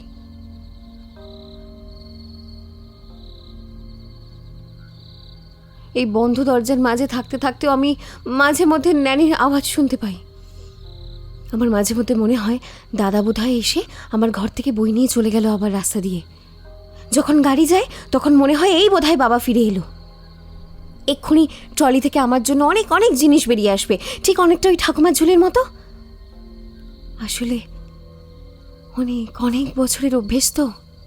তা ওরা যখন আমাকে মানবেনি না, তখন তুমি কেন শুধু শুধু এমনটা করছো বলো তো? আমি তো কিছুই বুঝতে পারছি না। আমি বলে কি, তুমি যখন নিজেও এতটা কষ্টে আছো, তাহলে তুমি বরং ওনাদের কাছেই ফিরে যাও, ওনাদের পছন্দ মতো বিয়ে করো। আর সত্যিই তো আমাদের ক্লাস তো আর এক নয়, আমাদের ব্যবসাটা সবে উঠছে। আর তোমার বাবা মা দুজনেই ব্যবসার জগতে চিরপরিচিত দুটো নাম। ওনাদের পক্ষে আমাকে মানাটা সত্যিই খুব কষ্টের। আমি হাজার চেষ্টা করলেও কোনোদিন ওনাদের লেভেলে যেতেই পারবো না। তার চাইতে বরং আমরা বন্ধু হয়েই না হয় কাটিয়ে দিই। না বীরেন, আমি তোমাকে ছাড়া থাকতে পারবো না। তবে একটা উপায় আছে, আমি সেটা যদি করি তাহলে হয়তো ওনারা সম্পর্কটা মেনেও নিতে পারেন। কি? আচ্ছা, বাবা তো বলেছিলেন উনি আমাকে ত্যায্য করবেন। আমি যদি আমার সমস্ত প্রপার্টি দাদার নামে লিখে দিই, আর যদি বলি আমার কিচ্ছু চাই না, শুধু আমার বিয়েতে আশীর্বাদ করতে এসো তোমরা, তাহলেও কি ওনারা মানবেন না? এই কথাটা তোমাকে কে বলেছে? কেউ না। তুমি মিথ্যে বলছো অমিয়া। আমি আসার আগে এখানে কে এসেছিল? দাদা ভাই। অফিসার দত্ত ভুঁড়ো কুঁচকে বললেন, বীরেন, আপনি কি বলছেন জানেন? আপনি শুভ্র রাওয়ের দিকে আঙুল তুলছেন। কোন কথার ভিত্তিতে আপনি এটা বলছেন? হ্যাঁ অফিসার, আমি অমিয়ার দাদা শুভ্রর কথাই বলছি। আপনারা ওকে কেন জিজ্ঞাসা করছেন না? ওনাকে কেন জিজ্ঞেস করব? উনি তো বোনের মৃত্যুর কথা শুনে আজকেই ফ্লাইটে করে কলকাতা এসেছেন। ভুল। উনি কাল সন্ধ্যের দিকে অমিয়ার ফ্ল্যাটে এসেছিলেন, বেশ কিছুক্ষণ থেকে তারপর ফিরে যান। কি বলছেন? ঠিক বলছি। আপনারা একটু ভালো করে চেক করুন, তাহলেই বুঝতে পারবেন আমার সব কথা সত্যি। অমিয়া নিজে আমাকে বলেছিল ওর দাদাভাই ওর কাছে এসেছিল গতকাল। ওরা একসঙ্গে কফি খায়, আর ওদের মধ্যে সম্পত্তি নিয়ে একটা ঝামেলাও হয়েছিল। অমিয়ার মৃত্যুর পর থেকে কিন্তু সেই কথা ওরা বা ওদের পরিবারের কেউ বলছে না। এমনটাও তো হতে পারে যে ওর দাদা এমন কিছু বলেছিল যাতে অমিয়া বাধ্য হয়ে সুইসাইড করেছে। কি হতে পারে না? বেশ, আমরা বিষয়টা খতিয়ে দেখছি। মিস্টার দত্ত বেশ কিছুটা হম্বিতম্বি দেখিয়ে বাইরে বেরিয়ে গেলেন থানা থেকে। কেসটা ক্রমশ জটিল হচ্ছে। আপাতত যেটুকু জানা যাচ্ছে সেটা হলো নার্ভের ওষুধের ওভারডোজে হয়েছে। বাকিটা পুরো রিপোর্ট এলে জানা যাবে। ওদিকে প্রত্যক্ষদর্শীরা বলছেন কাল রাত 10:25 পর্যন্ত বীরেন অমিয়ার ফ্ল্যাটে ছিল। ওদিকে অমিয়ার বাড়ির মাসি মালতীর বক্তব্য হচ্ছে সকালে কাজ করতে গিয়ে বারবার কলিং বেল টিপে সারা শব্দ না পাওয়ায় সে আশেপাশের ফ্ল্যাটের লোকেদের ডাকে, এরপর ফ্ল্যাটের দরজা ভেঙে ভেতরে ঢুকে যায়। অমিয়া খাটের এক কোণে পড়ে আছেন, কপালের ও মুখের কিছুটা অংশে হালকা কালো দাগ আর শরীর প্রাণহীন। এরপর অমিয়ার বাড়িতে খবর যায়, ওর দাদা শুভ্র এই শহরে আসে, আর এদিকে বীরেন বলছে শুভ্র এখানেই ছিল। কিছু তো একটা গোলমাল নিশ্চয়ই আছে। অফিসার দত্ত 7-5 ভাবতে ভাবতে গাড়িতে উঠে বসলেন। তারপর সোজা গিয়ে উঠলেন অমিয়াদের কলকাতার বাংলোয়। শোক সন্তপ্ত পরিবেশের মাঝখানে অফিসার দত্তকে দেখে সবাই একটু বিরক্ত হলেন। তবে সুশোভন রাও তার স্বভাবসুলভ আভিজাত্য বজায় রেখে এগিয়ে এসে অফিসার দত্তকে সোফায় বসতে বললেন। তারপর জিজ্ঞেস করলেন, বলুন অফিসার দত্ত, কি দরকারে এসেছেন? আপনাদেরকে বিব্রত করার জন্য আমরা আন্তরিকভাবে দুঃখিত, কিন্তু আমাদের কিছু করার নেই। আপনার ছেলে শুভ্রকে একবার ডেকে দিন, তার সাথে আমাদের কথা আছে। মানে শুভ্রকে কেন? সেটা সে এলেই জানতে পারবেন। আচ্ছা দাঁড়ান, মিসেস ডিসুজা, আপনার রাজা সাহেবকে একবার ডেকে দিন তো। Okay sir.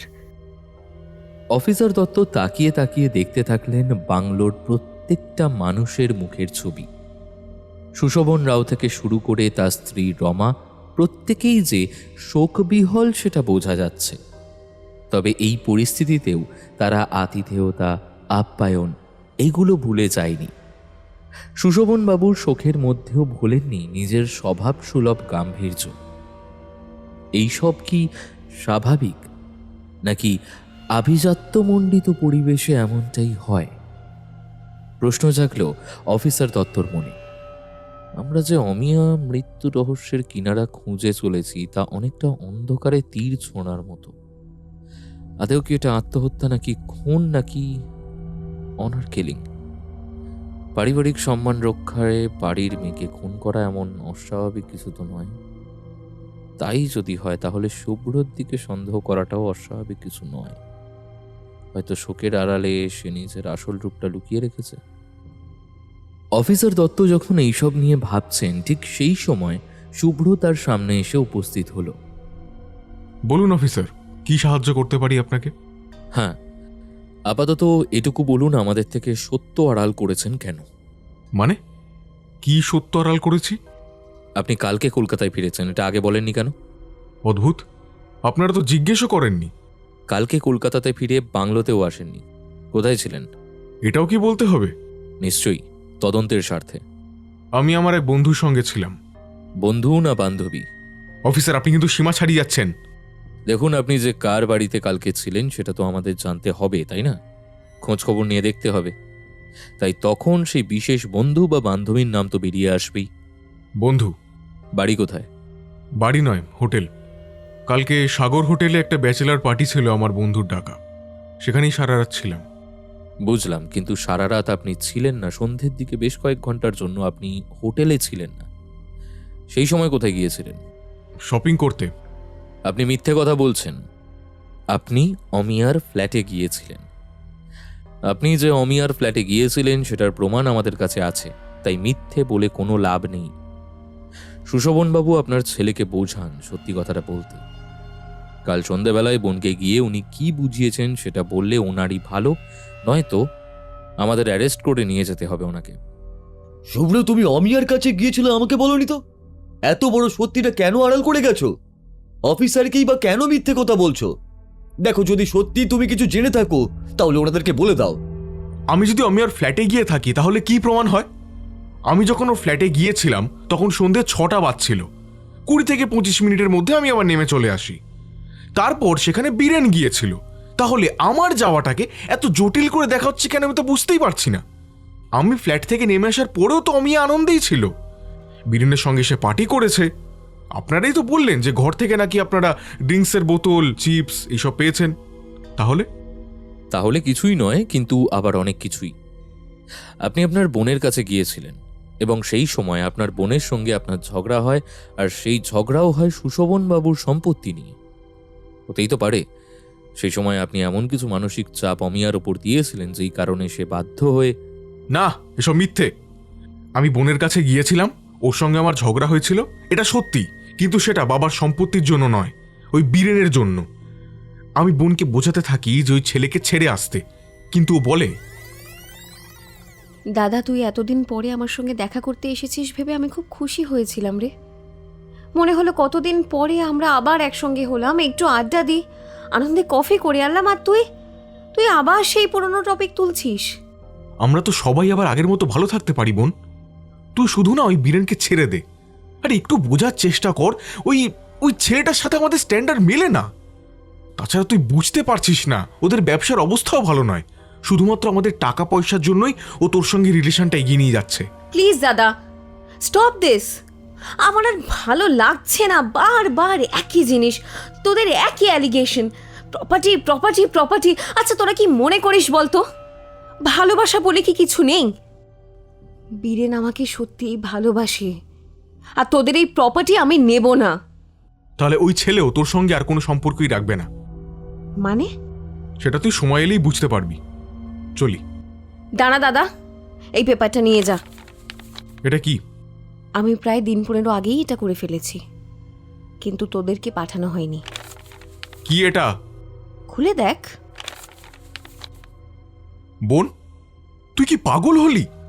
না দাদা, পেপারটা তুই ছিঁড়বি না, এটা তুই নিয়ে চলে যা, গিয়ে বাবাকে দিস, বলিস বোন তার সমস্ত ভাগ ছেড়ে দিয়েছে তোকে, তাহলে এখন আমার সঙ্গে একটা রাস্তার মেয়ের আর কোনো ফারাক নেই। লোনে নেওয়া এই 2 কামরার ফ্ল্যাটটা ছাড়া আমার তো আর নিজের বলতে কিছু নেই। এবার তো আমি আর বীরেন সমান হয়ে গেলাম, তাই না? এবার তো তোরা বিশ্বাস করবি ও সত্যিই আমাকে ভালোবাসে। বোন, এই পেপারটা আমি নিয়ে যাচ্ছি। আর তুই বীরেনকে এটা বলে দিয়েছিস তো? ও সব জানে।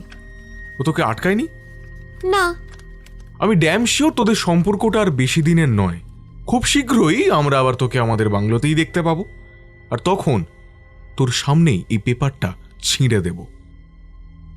একটানা কথাগুলো বলে থামল শুভ্র।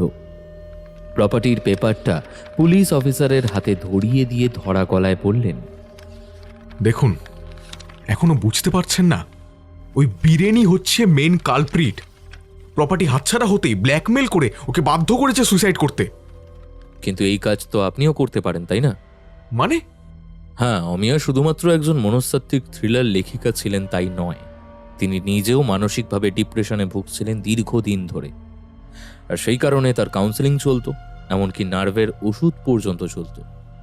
ওনার মেন্টাল হেলথ যিনি দেখতেন তার সঙ্গে আমার কথা হয়েছে, আর তার বক্তব্য, অমিয়া মাঝে মধ্যে ওষুধ খেয়ে মনে রাখতে পারতেন না তিনি ওষুধটা খেয়েছেন কিনা।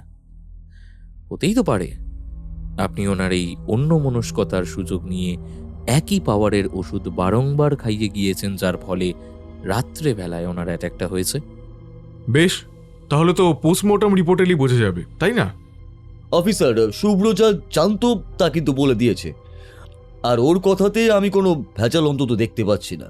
তাছাড়া আমার বড় ছেলে বোনকে খুবই ভালোবাসতো, তাই ও মোটেই এ কাজ করতে পারে না। তবুও আপনাদের মনে হলে তদন্ত করে দেখুন, তারপর না হয় কিছু বলবেন। বিনা সাক্ষ্য প্রমাণে এভাবে তো কারোর বিরুদ্ধে অভিযোগ আনা যায় না। কি ঠিক বললাম তো অফিসার? ঠিক আছে সুশোভন বাবু, আজকে আমি চলে যাচ্ছি, কিন্তু বড় প্রমাণ এলে আমি কিন্তু সেদিন শুভ্রকে আমার সঙ্গেই নিয়ে যাব, কথাটা মাথায় রাখবেন।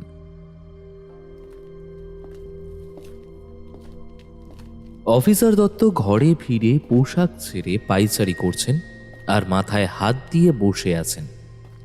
বিড়বিড় করে বলছেন, মিলছে না মিলছে না, সব কেমন যেন মানে ধোঁয়াটে লাগছে। একটা কোনো ক্লু হাতের কাছে নেই যেটা দিয়ে শেষ পর্যন্ত পৌঁছানো যায়। শুধুমাত্র সম্পত্তির জন্য বীরেন নিজের গার্লফ্রেন্ডকে খুন করেছে, এটা ভাবতেও তো কেমনটা লাগছে। আর কোনো কারণ না হয় বোঝা যেত। স্যার, আপনার সঙ্গে একজন বয়স্ক মহিলা দেখা করতে এসেছেন। কে? উনি নাম বলতে চাইলেন না, বললেন অমিয়ার কাছের মানুষ, আপনাকে কিছু বলতে চান। এত রাত্রে? সকালে আসতে বলো। আমি বলেছিলাম, কিন্তু উনি সকলের নজর এড়িয়ে এসেছেন বলছেন। আচ্ছা ঠিক আছে, নিয়ে এসো। কিছুক্ষণ পর সাদা চাদর মুড়ি দিয়ে একজন মহিলা অফিসার দত্তের ঘরে ঢুকলেন। চাদর খুলতে খুলতে অফিসার দত্ত অবাক হয়ে গেলেন। বললেন, এ কি মিসেস ডিসুজা, আপনি? আসলে কিছু কথা বলা বড্ড দরকার, সেজন্যই এত রাত্রে চলে আসতে হলো। আসলে সকাল অবধি অপেক্ষাটা আমি করতে পারলাম না। কি কথা? কথাগুলো কিভাবে যে বলবো, মেম সাহেবকে ছোট থেকে নিজের হাতে বড় করেছি। ওর কোনো ক্ষতি কোনো দিনও আমি চাইনি। মেয়েটা চলে যাবার পর ওর নামে কোনো বদনাম ছড়াক, সেটাও চাইনি। কিন্তু আমার মনে হয় এই বিষয়টা ওর মৃত্যুর সঙ্গে হয়তো ভাব জড়িয়ে আছে। কি বলুন? বাংলোটা ছেড়ে চলে যাবার পরেও মেম সাহেবের সঙ্গে আবার যোগাযোগ থাকতো। আমি মাঝে মধ্যে চাইনিজ ডিশ রান্না করে ওকে দিয়ে আসতাম। সেটা অবশ্য সকলের চোখের আড়ালেই ছিল। বাংলোর অন্যান্য কর্মচারীরা কেউ জানতে পারলে সরাসরি ম্যামকে জানিয়ে দিত, আর ম্যাম এসব বিষয়ে ভীষণ স্ট্রিক্ট ছিলেন। শেষবার যখন গিয়েছিলাম প্রায় 1 সপ্তাহ আগে ওর ফ্ল্যাটেই, তখন মেম সাহেব আমাকে বলেছিল বীরেন ওকে নাকি সেভাবে সময় দিচ্ছে না, ওর আগের মতো যত্ন নেয় না, ওদের সম্পর্কটা আর আগের মতো নেই। ওই সম্পর্কটা থেকে বেরিয়ে আসবার চেষ্টা করছে। আমি খুব খুশি হয়েছিলাম, হয়ে বলেছিলাম সে বাড়ি ফিরবে তারপরে। কিন্তু বাড়িতে কি অজয়কে মেনে নেবে? অজয়? কি অজয়? অজয়ের সঙ্গেই আমার সম্পর্ক, নানি।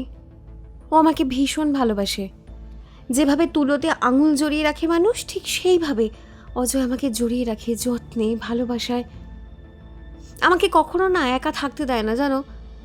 আমি বললে রাত্রি 12টার দিকেও আমাকে আইসক্রিম এনে দেয়। আমি কাঁদলে 100 কিলোমিটার দূর থেকেও গাড়ি নিয়ে ছুটতে ছুটতে চলে আসে, সে যত রাতেই হোক না কেন।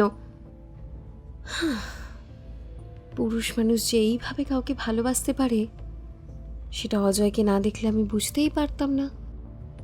এই অজয়ের সঙ্গে তোমার আলাপ হলো কি করে?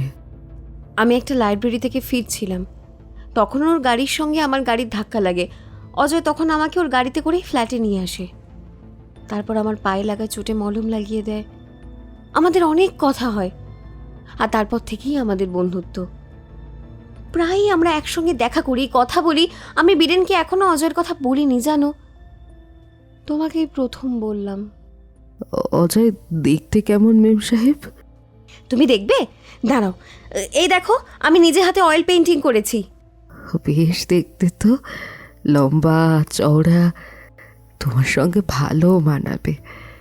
তবে মেম সাহেব, তুমি বীরেনকে তাড়াতাড়ি কথাটা বলে দাও, বুঝলে? হ্যাঁ নানি, আসলে বীরেন ওই বইয়ের ব্যবসা নিয়ে একটু ব্যস্ত আছে তো। আজ দিল্লি, কাল কলকাতা, এই করে বেড়াচ্ছে। ফিরুক, তারপর না হয় বলবো। আর অজয়ের সঙ্গে আমাকে কবে আলাপ করাবে? সামনের মাসে। হ্যাঁ, একদম পাক্কা। নাও চলো, এবার তাড়াতাড়ি ওঠো, নাহলে এক্ষুনি মা ফোন করবে আর তোমাকে 1000 ঘন্টা মিথ্যে কথা বলতে হবে। নানি, তুমি অজয়ের কথা কাউকে বলবে না তো? না মেম সাহেব, এই তোমাকে আমি ছুঁয়ে বললাম, কাউকে বলবো না। মিসেস ডিসুজা, তার মানে বিষয়টা এমন দাঁড়াচ্ছে যে অমিয়া আর বীরেনের সম্পর্কে ফাটল ধরেছিল। অমিয়া খুব শীঘ্রই বীরেনের সঙ্গে ব্রেকআপ করতে যাচ্ছিল, তাই তো? এমনটাই তো আমি জানতাম। দেখুন, এই ঘটনা বীরেন ঘটিয়েছে নাকি অজয় ঘটিয়েছে তা আমি বলতে পারবো না। তবে এই কথাগুলো এতকাল আড়াল রাখলেও আমার মনে হলো আজ আপনাকে না বললে হয়তো অনেক সত্যি গোপন থেকে যাবে, তাই আপনাকে সবটা বললাম।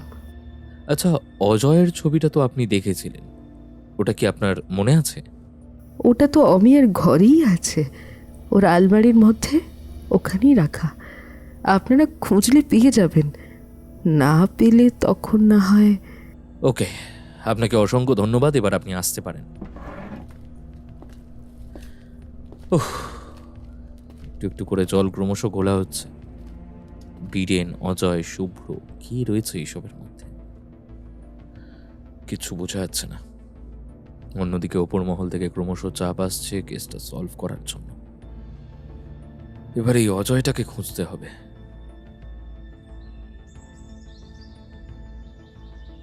পরদিন অফিসার দত্ত আবার বীরেনকে নিয়ে শুরু করলেন প্রশ্ন উত্তর পর্ব।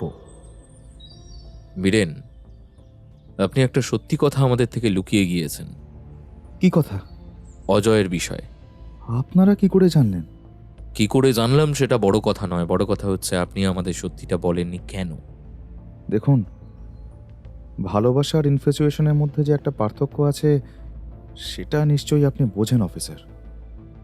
অমিয়া একজন নামকরা লেখিকা, কিন্তু তার পাশাপাশিও এমন একজন নিঃসঙ্গ নারী যে বিভিন্ন সময়ে মানসিক অস্থিরতায় ভুগত, আর সে কারণেই তাকে কাউন্সেলিং করাতে হতো, নার্ভের ওষুধ খেতে হতো। যিনি ওর কাউন্সেলিং করাতেন তিনি বারবার আমাকে বলেছিলেন সবসময় ওর সঙ্গে থাকতে।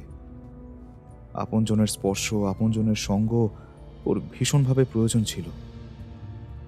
কিন্তু কিন্তু ব্যবসার প্রয়োজনে আমাকেও মাঝখানে দিল্লি যেতে হয়েছিল। আর ঠিক সেই সময় আমাদের মধ্যে একটা যোগাযোগের দূরত্ব তৈরি হয়। আমি ওকে ফোনে সেইভাবে সময় দিতে পারতাম না। আর ঠিক সেই সময় অজয় বলে ছেলেটির সাথে ওর আলাপ হয়। ওই লাইব্রেরি থেকে ফেরার পথে একটা অ্যাক্সিডেন্ট হয়। তারপর ছেলেটি ওকে নিজের গাড়িতে করে ফ্ল্যাটে ড্রপ করে দিয়ে একটু সেবা শুশ্রূষা করে। তারপর থেকে অমিয়ার সঙ্গে ওর মাঝে মধ্যেই নাইট কলিং হতো, ফ্ল্যাটে দেখাও হতো। সেই সময়টা আমি ওকে সেইভাবে সময় দিতে পারতাম না। পরে ওর মুখ থেকেই সবটা শুনি। তাই আপনিও অমিয়াকে রাগের বশে খুন করে দিলেন, তাই তো? অফিসার, কি বলছেন আপনি? হ্যাঁ, এটা ঠিক যে অমিয়ার মুখ থেকে প্রথমটা শুনে আমার রাগই হয়েছিল। নিজের প্রেমিকা অন্য কারোর প্রতি দুর্বল শুনলে যে কারো রাগ হবে। কিন্তু বিশ্বাস করুন তারপরে আমি ভেবে দেখলাম যে ওরা যদি সুখে থাকে তাহলে আমারই ওদের মাঝখান থেকে সরে আসা ভালো। কিন্তু অমিয়া তো নিজেই নিজের ভুল বুঝে পরে অজয়কে ছেড়ে দিচ্ছিল। তাহলে আমি কেন শুধু শুধু অমিয়াকে শেষ করতে যাব বলুন তো? প্লিজ। আচ্ছা, গল্পে নতুন টুইস্ট। এটা আবার কখন হলো? অমিয়ার সঙ্গে আমার যে একটা দীর্ঘ দূরত্ব তৈরি হয়েছে সেটা আমি বুঝতে পেরেছিলাম। তখন আমি ওর সঙ্গে দেখা করে সরাসরি কথা বলি। ও তখন আমাকে অজয়ের কথাটা বলে, আবার এটাও বলে যে এটা ওর একটা ইনফ্যাচুয়েশন, ওকে একটু সময় দিলে ও এটাকে কাটিয়ে উঠবে। তারপর আমি আবার নিজের ব্যবসার কাজে ব্যস্ত হয়ে যাই। মারা যাওয়ার ঠিক 2 দিন আগেও আমাকে একটা মেসেজ করে, তোমাকে ভীষণ মিস করছি, ভীষণ দেখতে ইচ্ছা করছে। সেই মেসেজ আমার এখনো ফোনে আছে, আপনারা চেক করতে পারেন। তারপরে আমি কাউকে কোনো কিছু না জানিয়ে দিল্লি থেকে ফিরে আসি। আর ও যেদিন মারা গেল সেদিন রাত্রে ওর ফ্ল্যাটে যাই। সেদিন আমাদের মধ্যে যাবতীয় ভুল বোঝাবুঝি আমি মিটিয়ে ফেলেছিলাম, আমরা দুজনেই মিটিয়ে নিয়েছিলাম। অমিয়া বলেছিল, বীরেন, আমি তোমাকেই ভালোবাসি, অজয় শুধুমাত্র আমার ইনফ্যাচুয়েশন। আমি সব বুঝতে পারছি অমিয়া, কাম ডাউন। আসলে ওর সঙ্গে কথা বলতে না আমার অদ্ভুত রকম ভালো লাগে জানো। আমি ওকে যখন যা বলি ও তখন তাই করে, আমার হ্যাঁতে হ্যাঁ করে। মাঝে মধ্যে মনে হয় ভালোবাসার ক্ষেত্রে ওর মতো পারফেক্ট পুরুষই হয় না। কিন্তু ভালোবাসা তো দোষে গুণে ভরা। আমি যখন চোখ বন্ধ করি তখন অজয়কে দেখতে পাই, কিন্তু আমার যখন মনে হয় এই আমার নিঃশ্বাস বন্ধ হয়ে যাচ্ছে তখন আমার মনে হয় আমি তোমার কাছে চলে যাই। অনেক দিন ধরে আমি এই দ্বন্দ্বে ভুগেছি, আর তারপর আমি বুঝতে পেরেছি আমি তোমাকে ভালোবাসি বীরেন। চলো না আমরা বিয়েটা করে নিই। আমি তোমাকে বিশ্বাস করি অমিয়া। তুমি যাকে ইনফ্যাচুয়েশন বলছো সেটা জাস্ট 2 দিনের একটা বন্ধুত্ব। দেখো, আমি তোমাকে ব্লক করতে বলবো না। যদি বন্ধুর মতো কথা বলতে ভালো লাগে তো বলো না, অসুবিধা তো কিছু নেই। একটা মেয়ের প্রেমিক থাকলে যে ছেলে বন্ধু থাকতেই নেই এমনটা তো নয়। আর এমন সংকীর্ণতায় আমি কখনো বিশ্বাস করি না।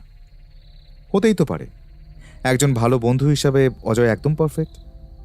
দেখো, ব্যবসার জন্য আমি সবসময় তোমাকে সময় দিতে পারি না। সেক্ষেত্রে অজয় যদি বন্ধুর মতো সবসময় তোমার সঙ্গে থাকে তাতে তো আমার কোনো আপত্তি থাকতে পারে না, তাই না? শুধু ভালোবাসার ক্ষেত্রে আমাকে ঠকেও না। বন্ধুত্ব আর ভালোবাসার মধ্যে একটা একটা সূক্ষ্ম লাইন আছে, জানো তো? প্লিজ তুমি সেটাকে ক্রস করো না।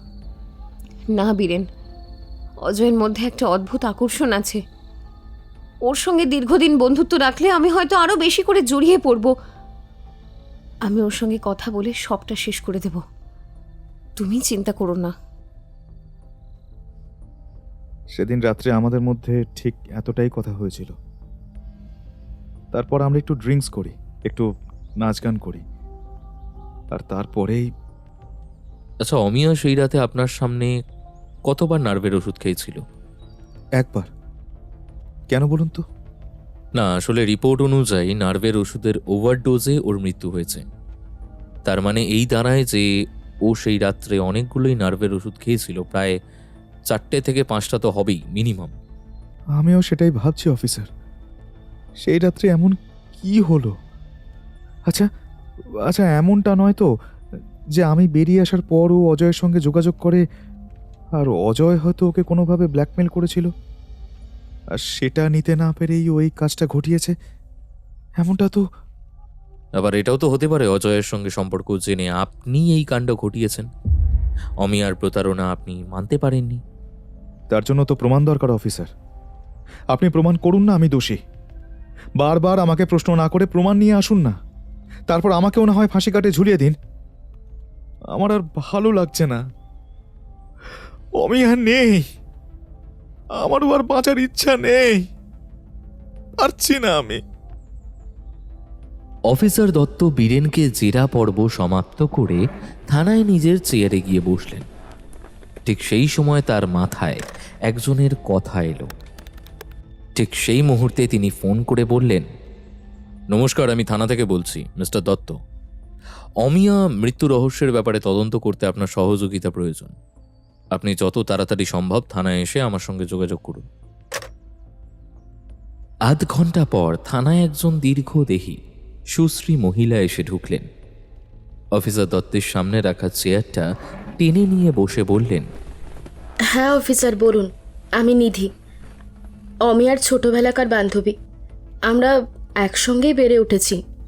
ও আমার বেস্ট ফ্রেন্ড ছিল। ওর মৃত্যুটা আমি এখনো পর্যন্ত মানতে পারছি না। আচ্ছা নিধি, আপনি ছাড়া আমি আর অন্য কোনো বান্ধবী বা বন্ধুর খবর আমরা কেন জানতে পারছি না বলুন তো? আসলে অমিয়া যে মিশতে চাইতো না এমনটা নয়, কিন্তু উচ্চবিত্ত বাড়ির ঘেরাটোপ, উচ্চশিক্ষার বেড়াজাল, পারিবারিক মর্যাদাবোধ সব মিলিয়ে অমিয়ার বয়সের তুলনায় অনেক বেশি ব্যক্তিত্বময় ছিল। তাছাড়া বাবা মা ব্যবসা সূত্রে ব্যস্ত থাকায় আর দাদার সঙ্গে বয়সের বেশ কিছুটা পার্থক্য হওয়ায় ওর মনের মধ্যে ভীষণ জটিলতা ছিল, যে কারণে সব মিলিয়ে অমিয়া ছিল আর 5 জনের থেকে আলাদা। তার মানসিকতার সঙ্গে সবার মানসিকতা মিলত না, এটাও অমিয়া জানতো। তাই স্কুলে পড়াকালীন সবাই তার সঙ্গে কথা বললেও অমিয়া সেভাবে নিজের মনের কথা বা ব্যক্তিগত কথা কারোর সঙ্গে বলতো না, একমাত্র আমি ছাড়া। শুধু বন্ধুত্ব কেন, প্রেমের ক্ষেত্রেও অমিয়া ভীষণ চুজি ছিল। তা না হলে লেখালেখির জগৎ বলুন বা পারিবারিক কারণে ওর নামটা তো প্রচুর ছিল। তা সত্ত্বেও বীরেন ছাড়াও কিন্তু কারোর সঙ্গে প্রেমের সম্পর্কে জড়ায়নি। আপনি নিশ্চিত? হ্যাঁ। আচ্ছা, আপনি অজয়ের নাম কখনো অমিয়ার মুখে শুনেছেন? অজয়? হ্যাঁ, অমিয়া একবার একটা ছবি আঁকছিল, বেশ সুদর্শন পুরুষ। আমি তখন জিজ্ঞাসা করি যে ছেলেটা কে রে? অমিয়া বলে, অজয় আমার নতুন বন্ধু, ভীষণ কেয়ারিং জানিস। যাকে ভালোবাসে তাকে মাথায় করে রাখে, মাটিতে পাও পড়তে দেয় না। বাবা, তুই কি বীরেনকে ছেড়ে এই ছেলের প্রেমে পড়লি? পড়লে দোষ বিশেষ কিছু নেই, তবে আমার জন্য বীরেনই ঠিক। তাই এই ছেলের সঙ্গে তোর আলাপ হলো কি করে? লাইব্রেরি থেকে বই আনতে গিয়ে একটা অ্যাক্সিডেন্ট বলতে পারিস। বুঝলাম, তাহলে ছেলেটার সঙ্গে আমাকেও আলাপ করিয়ে দে। করাবো বন্ধু, এত অধৈর্য কেন? একটা মাস অপেক্ষা করো, অজয়কে তোমার সামনে নিয়ে আসবো। তখন এত হ্যান্ডসাম ছেলে দেখে তুমি না আমার পা পিছলে তার প্রেমে পড়ে যাও। তোর না সব কথায় মজা। আমার তো মনে হচ্ছে ডাল মে কুচ কালা হ্যায়, তুই অজয়ের প্রেমে পড়ে গিয়েছিস, তাই না রে? ঠিক কিনা বল? এই ফোনে কি করছিস রে? কিছু না, ওই দেখছি অজয় মেসেজ করেছে কিনা। আচ্ছা, হোয়াটসঅ্যাপও চলে? হ্যাঁ, তাহলে শুধু পেন্টিং কেন, ছেলেটার ছবি দেখা। না, বললাম তো অপেক্ষা করো বৎস, একবারে চোখের সামনে নিয়ে আসবো। আচ্ছা, আপনার কি মনে হয় অজয়ের সঙ্গে অমিয়ার ঘনিষ্ঠ সম্পর্ক ছিল? ঘনিষ্ঠ বলতে কি বলতে চাইছেন? প্রেম ভালোবাসা? না, আমার তেমনটা মনে হয়নি। আমার কিন্তু বরাবর মনে হয়েছে অমিয়া বীরেনকে খুব ভালোবাসে। তাছাড়া অমিয়ার মতো মেয়েরা চট করে কারোর প্রেমে পড়ে বলে তো আমি বিশ্বাস করি না। অজয়ের প্রতি হয়তো অমিয়ার মনে দুর্বলতা ছিল, তবে সেটা গভীর বলে আমার মনে হয় না। অজয় আর অমিয়া কি নাইট কলিং করতো? দেখুন, আমিও অনেক সময় অমিয়ার সাথে রাত জেগে কথা বলতাম। সেখানে অজয় আর অমিয়া যদি ভালো বন্ধু হয়ে থাকে তাহলে তো কথা না বলার মতো কিছু নেই। আচ্ছা, আপনি কি অজয়কে সন্দেহ করছেন? হ্যাঁ, আমার আপাতত তাই মনে হচ্ছে। ত্রিকোণ প্রেমের একটা পরিস্থিতি তৈরি হয়েছিল, একদিকে অমিয়া, অন্যদিকে অজয় আর বীরেন। বীরেন তো আমাদের জেল কাস্টাডিতে, কিন্তু অজয় অমিয়ার মৃত্যুর পর থেকে সে বেপাত্তা। এমনকি ফ্ল্যাটের কেউ অজয়ের ছবি দেখে পর্যন্ত চিনতে পারছে না। অথচ অমিয়া নিজে ন্যানিকে বলেছে অজয় তার ফ্ল্যাটে এসেছিল আলাপের প্রথম দিনে। তাহলে কি সেদিন ফ্ল্যাটের কেউ তাকে লক্ষ্য করেনি? আচ্ছা, ফ্ল্যাটের সিসিটিভি ফুটেজ চেক করেছিলেন?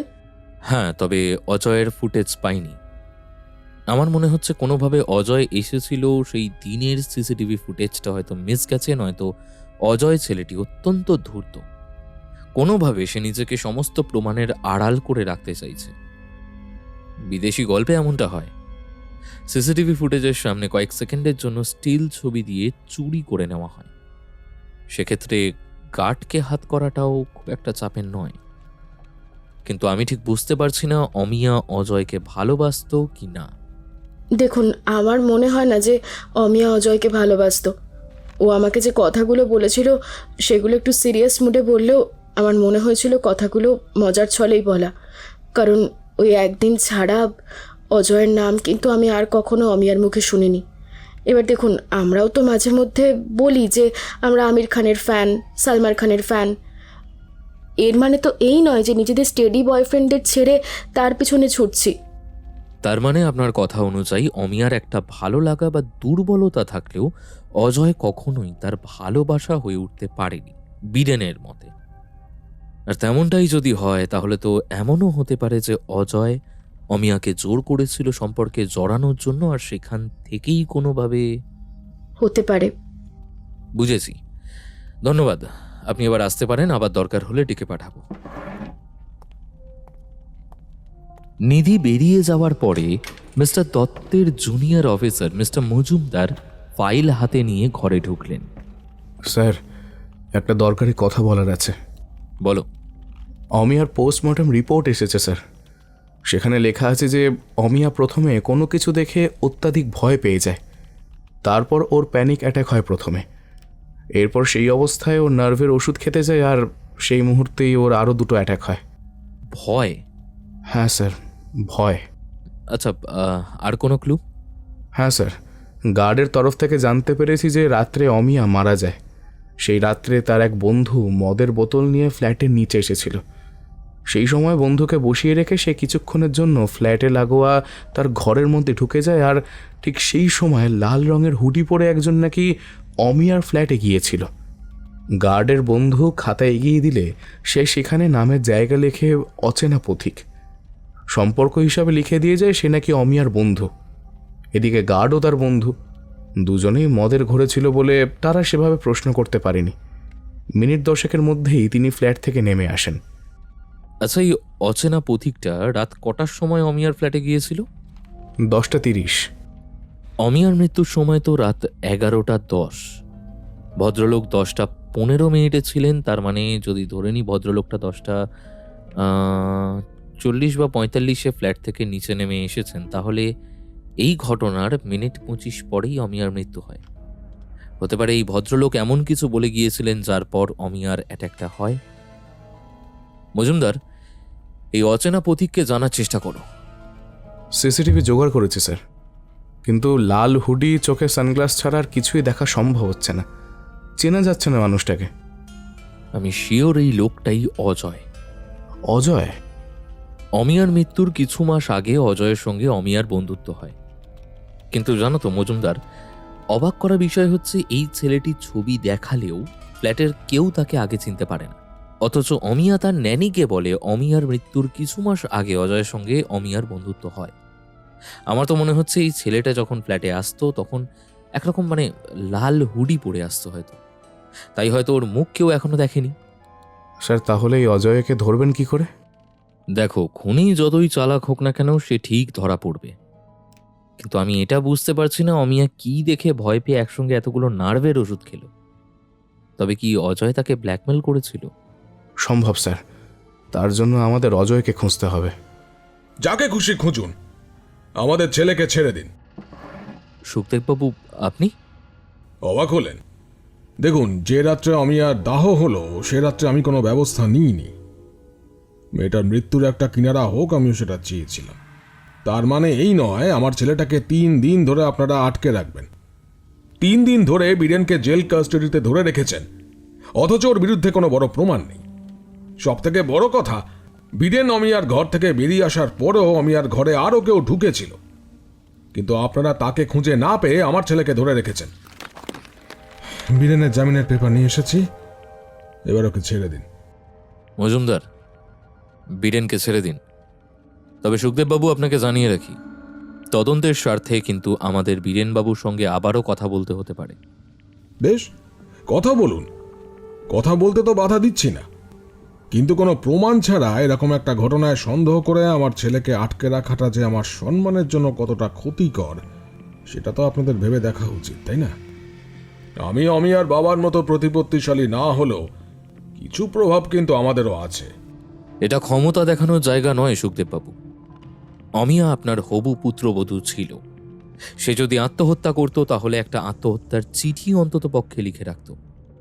তাছাড়া যে মেয়েটা মৃত্যুর কয়েক ঘন্টা আগেও হেসে সকলের সঙ্গে কথা বলেছে, সে এভাবে মরে যেতে পারে না। পরিষ্কার চোখে দেখা যাচ্ছে কিছু একটা ঘটেছিল তার সঙ্গে।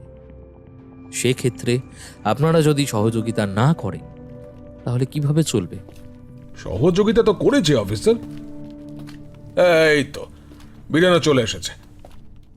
অফিসার, আপনি এই তদন্তের কিনারা করতে আমাকে যতবার ডাকবেন আমি ততবার ছুটে আসব। এখন চলি। আসুন। বীরেনকে ছেড়ে দেওয়ার পর অফিসার দত্ত তার জুনিয়র অফিসার মজুমদারকে বললেন, হ্যাঁ মজুমদার, আমাদের খড়ের গাদায় সূঁচ খোঁজার মতো অজয়কে খুঁজে পেতে হবে। ছবি দেখে তো অজয়ের কোনো ট্রেস পাওয়া যাচ্ছে না। অমিয়ার ফোন ট্র্যাক করে দেখতে হবে। ছেলেটার বাড়িটা কোথায় সেটা জানতে হবে। কুইক মজুমদার, কুইক, টাইম নেই হাতে। Yes sir, I will try my best. এরপর কলকাতা থেকে দিল্লি চষে ফেলা হলো, কিন্তু অজয়ের কোনো খোঁজ পাওয়া গেল না। ঘটনার 7 দিন বাদেও যখন এই রহস্যের কোনো কিনারা করা যায়নি, ঠিক সেই সময় অফিসার দত্তের হাতে একটা বড় ক্লু চলে এলো। সিসিটিভি ফুটেজে লাল হুডি পরা ব্যক্তির চেহারা বারবার জুম করে দেখতে দেখতে ব্যক্তির পায়ের কাছে একটা উল্কি দেখে অফিসারের মুখে হাসি ফুটল। অফিসার দত্ত মিস্টার মজুমদারকে বলে তখনই গাড়ি বের করে বেরিয়ে গেলেন। ম্যাম, আপনি এভাবে কেন ভেঙে পড়ছেন? আমাকে প্লিজ আর কিছু খেতে বলো না। আমি মামনিকে বাঁচাতে পারলাম না। মামনির শেষ মুখটা আমি কিছুতেই ভুলতে পারছি না। শুধু বাঁচাতে পারেননি তাই নয়, নিজের পরিবারের সম্মানের কথা ভেবে তাকে মৃত্যুর মুখে ঠেলে দিয়েছেন। অফিসার প্লিজ, জানি আমি যা অন্যায় করেছি তার কোনো ক্ষমা নেই। মা হিসেবে আমি আমার সন্তানকে ভেতর থেকে ভেঙে দিয়েছি, কিন্তু কিন্তু বিশ্বাস করুন, আমি এমনটা হবে সেটা ভাবতে পারিনি। আমি শুধু চেয়েছিলাম যে অমিয়া বীরেনকে ছেড়ে দিক। রমা, তুমি এসব কি বলছো? নিজেকে সংযত করো, সংযত করো। অফিসার প্লিজ, ওর মাথা ঠিক নেই, ওর কথার মানে উল্টো করে ধরবেন না। উল্টো নয় সুশোভন বাবু, একদম সোজা সুজি বুঝেছি। এবার আপনাদেরকে বুঝিয়ে বলি আমি। প্রথমে অমিয়ার খুনের জন্য আমাদের সন্দেহের তালিকায় যাবে বীরেন, আর তারপরে যখন আমরা লাল হুডি পরা ব্যক্তিটাকে দেখব তখন আমাদের সন্দেহ হবে অজয়ের দিকে। কিন্তু অজয় তো আসলে নেই, পুরোটাই একটা গল্প। তাই আমরা আর বুঝতে পারবো না অমিয়ার এই মৃত্যুর জন্য কে দায়ী, আর রমারাও বেঁচে যাবেন। আমার প্রথমেই অনার কিলিং এর ব্যাপারটা ভাবা উচিত ছিল। সম্ভ্রান্ত পরিবারের সম্মানের খাতিরে এইভাবেই মেয়েদেরকে খুন করা হয়। অফিসার থামুন প্লিজ। আজকে আমাকে পুরোটা বলতে হবে ম্যাডাম। আপনার পরিকল্পনা মতো আমাদের প্রথম সন্দেহের তীর বীরেন ও পরে অজয়ের দিকেই গিয়েছিল, কিন্তু বুঝতে পারলাম অজয়কে ফ্ল্যাটের কেউ দেখা তো দূর, অজয়ের নাম্বার পর্যন্ত অমিয়ার ফোনে নেই। এমনকি অমিয়ার ফেসবুক, হোয়াটসঅ্যাপ, ইনস্টাগ্রাম কোনো কিছুর মধ্যেই অজয় নেই। না, তখনও আমি এতটা অবাক হইনি, কিন্তু অবাক হলাম তখন যখন বীরেনের কথা মতো নাইট কলিংয়ের ক্ষেত্রে অজয়ের নাম্বার খুঁজতে গিয়ে অমিয়ার কল হিস্ট্রি দেখলাম। অদ্ভুতভাবে সেখানে নিধি, বীরেন, তার ন্যানি ছাড়া যে মানুষটা আছে তার নাম মিসেস রমা রাও। অজয় তো নেই, এমনকি কোনো আননোন নাম্বার পর্যন্ত নেই। তারপর সিসিটিভি ফুটেজ, হুডি পরা ছবিটাকে জুম করে দেখতে পেলাম আপনার পায়ের উল্কিটা। তখন তো দুয়ে দুয়ে চার করে ফেললাম। অজয় বলে আসলে কেউ নেই, আপনি এই ধারণা অমিয়ার মাথায় ঢুকিয়েছিলেন। বীরেনের ভালোবাসা কতটা খাঁটি সেটা চেক করার জন্য আপনার কথা শুনে অমিয়া অজয় বলে একটি ছেলের নাম করে মিথ্যে ভালোবাসার গল্প বলতে থাকে ন্যানিকে, নিধিকে আর বীরেনকে। বীরেন অজয়ের কথা শোনার পরেও সরে আসে না। তখন আপনি রাত্রিবেলা আপনার প্রাইভেট কারে করে অমিয়ার ফ্ল্যাটে গিয়ে তাকে বীরেনকে মারার জন্য ভয় দেখান। ভয় পেয়ে সেই মুহূর্তে সে নার্ভের ওষুধ খুলতে থাকে।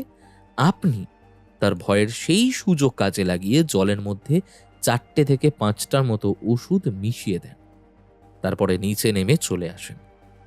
অমিয়া আগেই ভয় পেয়ে গিয়েছিল। এরপর হাই ডোজের নার্ভের ওষুধ শরীরে যেতেই ওর অ্যাট্যাক হয়। অফিসার, কি প্রমাণ আছে আপনার কাছে? অমিয়ার নার্ভের ওষুধের স্ট্রিপে আপনার হাতের ছাপ পাওয়া গেছে। তাতে প্রমাণ হয় আমি মামনিকে মেরেছি? শুনুন, অজয়কে সেটা আমি জানি না, আর অজয়ের নাম আপনাদের মুখে প্রথম শুনছি। তবে যে কোনো মূল্যে বীরেনকে অমিয়া ছাড়লে যে আমি খুশি হতাম সে কথা সেদিন রাত্রে আমি অমিয়াকে বুঝিয়ে এসেছিলাম। আর ওর নার্ভের ওষুধের পাতাটা সেই মুহূর্তে টেবিল থেকে নিচে পড়ে যাওয়ায় আমি সেটা তুলে দিই আর দরজা বন্ধ করে দিয়ে ওকে ওষুধটা খেয়ে নিতে বলি। হ্যাঁ, আমি ওকে বীরেনকে ছাড়ার জন্য চাপ দিয়েছিলাম। তার মানে ও আত্মহত্যা করুক সেটা আমি চাইনি। ও মারা যাওয়ার পর থেকে আমার বারবার মনে হচ্ছে যে সে রাতে ওকে এভাবে মানসিক চাপ না দিলেই হতো। তার মানে এই নয় যে আমি মা হয়ে ওকে মেরেছি। হ্যাঁ, আমি লাল হুডি পরে গিয়েছিলাম কারণ আমার বর চাইতেন না যে আমি মেয়ের সঙ্গে কোনো যোগাযোগ রাখি। কিন্তু মিসেস ডিসুজা সব জানতো, আর সেদিন গাড়িতেও আমার সঙ্গেই ছিল। আপনার বিশ্বাস না হলে ওকে জিজ্ঞাসা করে নিন। অনার কিলিং নিয়ে আমি অনেক লেখালেখি পড়েছি, কিন্তু তার মানে এই নয় যে আপনারা আমার মেয়ের মৃত্যু তদন্ত করতে না পেরে এইসব উল্টোপাল্টা জিনিস আমাদের উপর চাপিয়ে দেবেন আর আমরা সেটা মেনে নেব। তাছাড়া এই অজয় নামের ব্যক্তিটিই বাকি। যখন আমার মেয়ে তার নাম বলেছে তখন নিশ্চয়ই সে আছে, তার খোঁজ নিন। ফোন না করলে বা ফোন নাম্বার না থাকলেই সে নেই তাহলে সাদা কালো টিভির যুগে যখন ফোন ছিল না, প্রেমিক প্রেমিকারা একটা নির্দিষ্ট জায়গায় দেখা করে প্রেম করতেন। তাদের প্রেমটা কি প্রেম ছিল না, নাকি তাদের ফোন নাম্বার ছিল না বলে তারা বাস্তবেও ছিল না? আমার মেয়ে অজয়ের ছবি এঁকেছে, এটাও তো হতে পারে অজয় আর বীরেন হাত মিলিয়ে আমার মেয়েকে খুন করেছে, আর তারপর ফ্ল্যাটের যাবতীয় সিসিটিভি ফুটেজ ওরা নষ্ট করে দিয়েছে। আপনি চাইলে আমার স্ত্রীকেও জিজ্ঞাসাবাদ করতে পারেন, কিন্তু শুধু সন্দেহের বশে ওকে আপনি অ্যারেস্ট করতে পারেন না। একজন মার তার সন্তানকে দেখতে যাওয়া কখনোই অপরাধ নয়। সে বেরিয়ে আসার পর তার সন্তানের মৃত্যু হলেও এটা প্রমাণ হয় না সন্তানের মৃত্যুর পেছনে তার হাত রয়েছে। কিন্তু মিসেস রাও, আপনি থামুন। রমা ফ্ল্যাট থেকে নেমে আসার মিনিট 10 পর পাশের ফ্ল্যাটের একটি মেয়ে তার পোষ্যকে খুঁজতে অমিয়ার ফ্ল্যাটের কলিং বেল বাজিয়েছিল, এবং অমিয়া তখন হাসি মুখেই দরজা খুলে মেয়েটির মাথায় হাত বুলিয়ে আদর করে এবং মেয়েটিকে ফ্রিজ থেকে চকলেট বার করে দেয়। অমিয়ার মৃত্যুর দিন সকালে তাকে দিদার বাড়িতে পাঠিয়ে দেওয়া হয়েছিল বলে আপনাদের কাছে এই তথ্যও নেই। পরে আমি যখন অমিয়ার ফ্ল্যাটে ঢুকতে যাই তখন মেয়েটি কাঁদতে কাঁদতেই বলে আমাকে। অফিসার দত্ত আর মিস্টার মজুমদার মুখ কালো করে অমিয়ার বাংলো থেকে বেরিয়ে থানায় এলো। আমি সত্যি বুঝতে পারছি না। রিপোর্টে স্পষ্ট উল্লেখ আছে অমিয়া কোনো একটা কিছুতে ভয় পেয়ে গিয়েছিল, তারপর ওর প্যানিক অ্যাটাক হয়, এরপর অনেকগুলো নার্ভের ওষুধও একসঙ্গে খায়, এরপর ওর আর একটা অ্যাটাক হয়। কিন্তু একটা 28 বছরের মেয়ে ভয় পেল কিসের ভয় থেকে প্যানিক অ্যাটাক হলো? স্যার, আমার মনে হচ্ছে যে এই প্যানিক অ্যাটাকের বিষয়টা ক্লিয়ার হলেই সবটা ক্লিয়ার হয়ে যাবে। আমারও তাই মনে হচ্ছে। স্যার, ভিতরে আসবো? হ্যাঁ, বলো। স্যার, সুখমেলা প্রকাশনী থেকে ধীরেন নামের একজন এসেছেন। উনি বলছেন উনি আপনার সঙ্গে দেখা করতে চান, খুব জরুরি দরকার। ঠিক আছে, পাঠিয়ে দাও। স্যার, আসছি। আসুন, কি ব্যাপার বলুন। স্যার, আমি প্রকাশনীর বই পাবলিশিংয়ের ক্ষেত্রে গুরুত্বপূর্ণ একটা পদে আছি। স্যার বা বীরেন স্যারের তো সময় হয় না, আমি বইয়ের সব স্ক্রিপ্টগুলো পড়ি। অমিয়া ম্যাডামের লাস্ট স্ক্রিপ্টটাও আমি পড়ে সিলেক্ট করি। এটা একটা সাইকোলজিক্যাল থ্রিলার, সামনের মাসেই প্রকাশ পাওয়ার কথা। হ্যাঁ, কিন্তু ম্যাডামের মৃত্যুর সঙ্গে বই প্রকাশের কোনো সম্পর্ক নেই। জানি, তবু একটা লিখিত যদি থানা থেকে দিয়ে দেওয়া হয়। আচ্ছা মজুমদার, এনাদের একটা লিখিত দিয়ে দিন। এক সেকেন্ড দাঁড়ান তো। অমিয়ার লেখা বইটার নাম কি? অন্তর্দহন। একবার স্ক্রিপ্টটা দেখি। অফিসার দত্ত আনমনে স্ক্রিপ্টের পাতা উল্টাতে লাগলেন। পাতা উল্টাতে উল্টাতে একটা জায়গায় অজয় নামটা দেখে থমকে গেলেন তিনি। অমিয়ার লেখাটা পড়তে থাকলেন। অমিয়া লিখেছে, লাইব্রেরি থেকে বই নিয়ে ফেরার পথে অজয়ের সঙ্গে প্রথম দেখা হয় মামুনির। গাড়ির সঙ্গে ধাক্কা লাগে তার। মামুনি পড়ে গিয়ে চোট পায়। অজয় গাড়ি থেকে নেমে এসে তাকে গাড়িতে তুলে নেয় আর তার ফ্ল্যাটে নিয়ে গিয়ে তার সেবা করে। মামুনি এক দৃষ্টিতে দেখতে থাকে অজয়কে। সে তার বাবাকে দেখেছে, যে দিন রাত ব্যবসা নিয়ে ব্যস্ত। পরিবারের জন্য যার সময় নেই, সে তার দাদাকে দেখেছে, নিজের উচ্চ শিক্ষার গরমে যে সব সময় বাস্তবের ধুলো মাটি থেকে কয়েক কদম উঁচু করে পা ফেলে। সে বীরেনকেও দেখেছে, বইয়ের ব্যবসা নিয়ে যে আজ দিল্লি তো কাল কলকাতা করে বেড়াচ্ছে। পুরুষের মধ্যে এত যত্ন, এত ভালোবাসা সে কোনোদিনও দেখেনি। অজয়কে দেখে সে মুগ্ধ হয়, মনে হয় এই তো সেই পুরুষ যাকে জন্ম থেকে খুঁজে চলেছে সে। এই পুরুষের প্রেমিকা হতেই তো মন চায়। স্ক্রিপ্টটা এত দূর পর্যন্ত পড়েই চেয়ার ছেড়ে লাফিয়ে উঠল অফিসার দত্ত। সে যা পড়ছে তার মন সেটা মানতে চাইছে না। স্যার, বইটা? ধীরেন, স্ক্রিপ্টটা আমাদের কাছে রাখতে হবে কিছুদিনের জন্য, তারপর আমরা নিজে গিয়ে আপনাদের দিয়ে দেবো প্রকাশের জন্য। অসুবিধা নেই তো?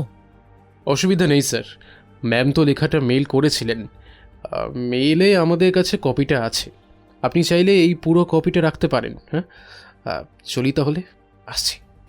আসুন মজুমদার, কুইক, শহরের নামকরা মনস্তাত্ত্বিক চিকিৎসক তিলোত্তমা বসুকে এক্ষুনি ফোন লাগাও। আমার মনে হচ্ছে অমিয়া মৃত্যু রহস্যের কিনারা আমরা খুঁজে পেয়েছি।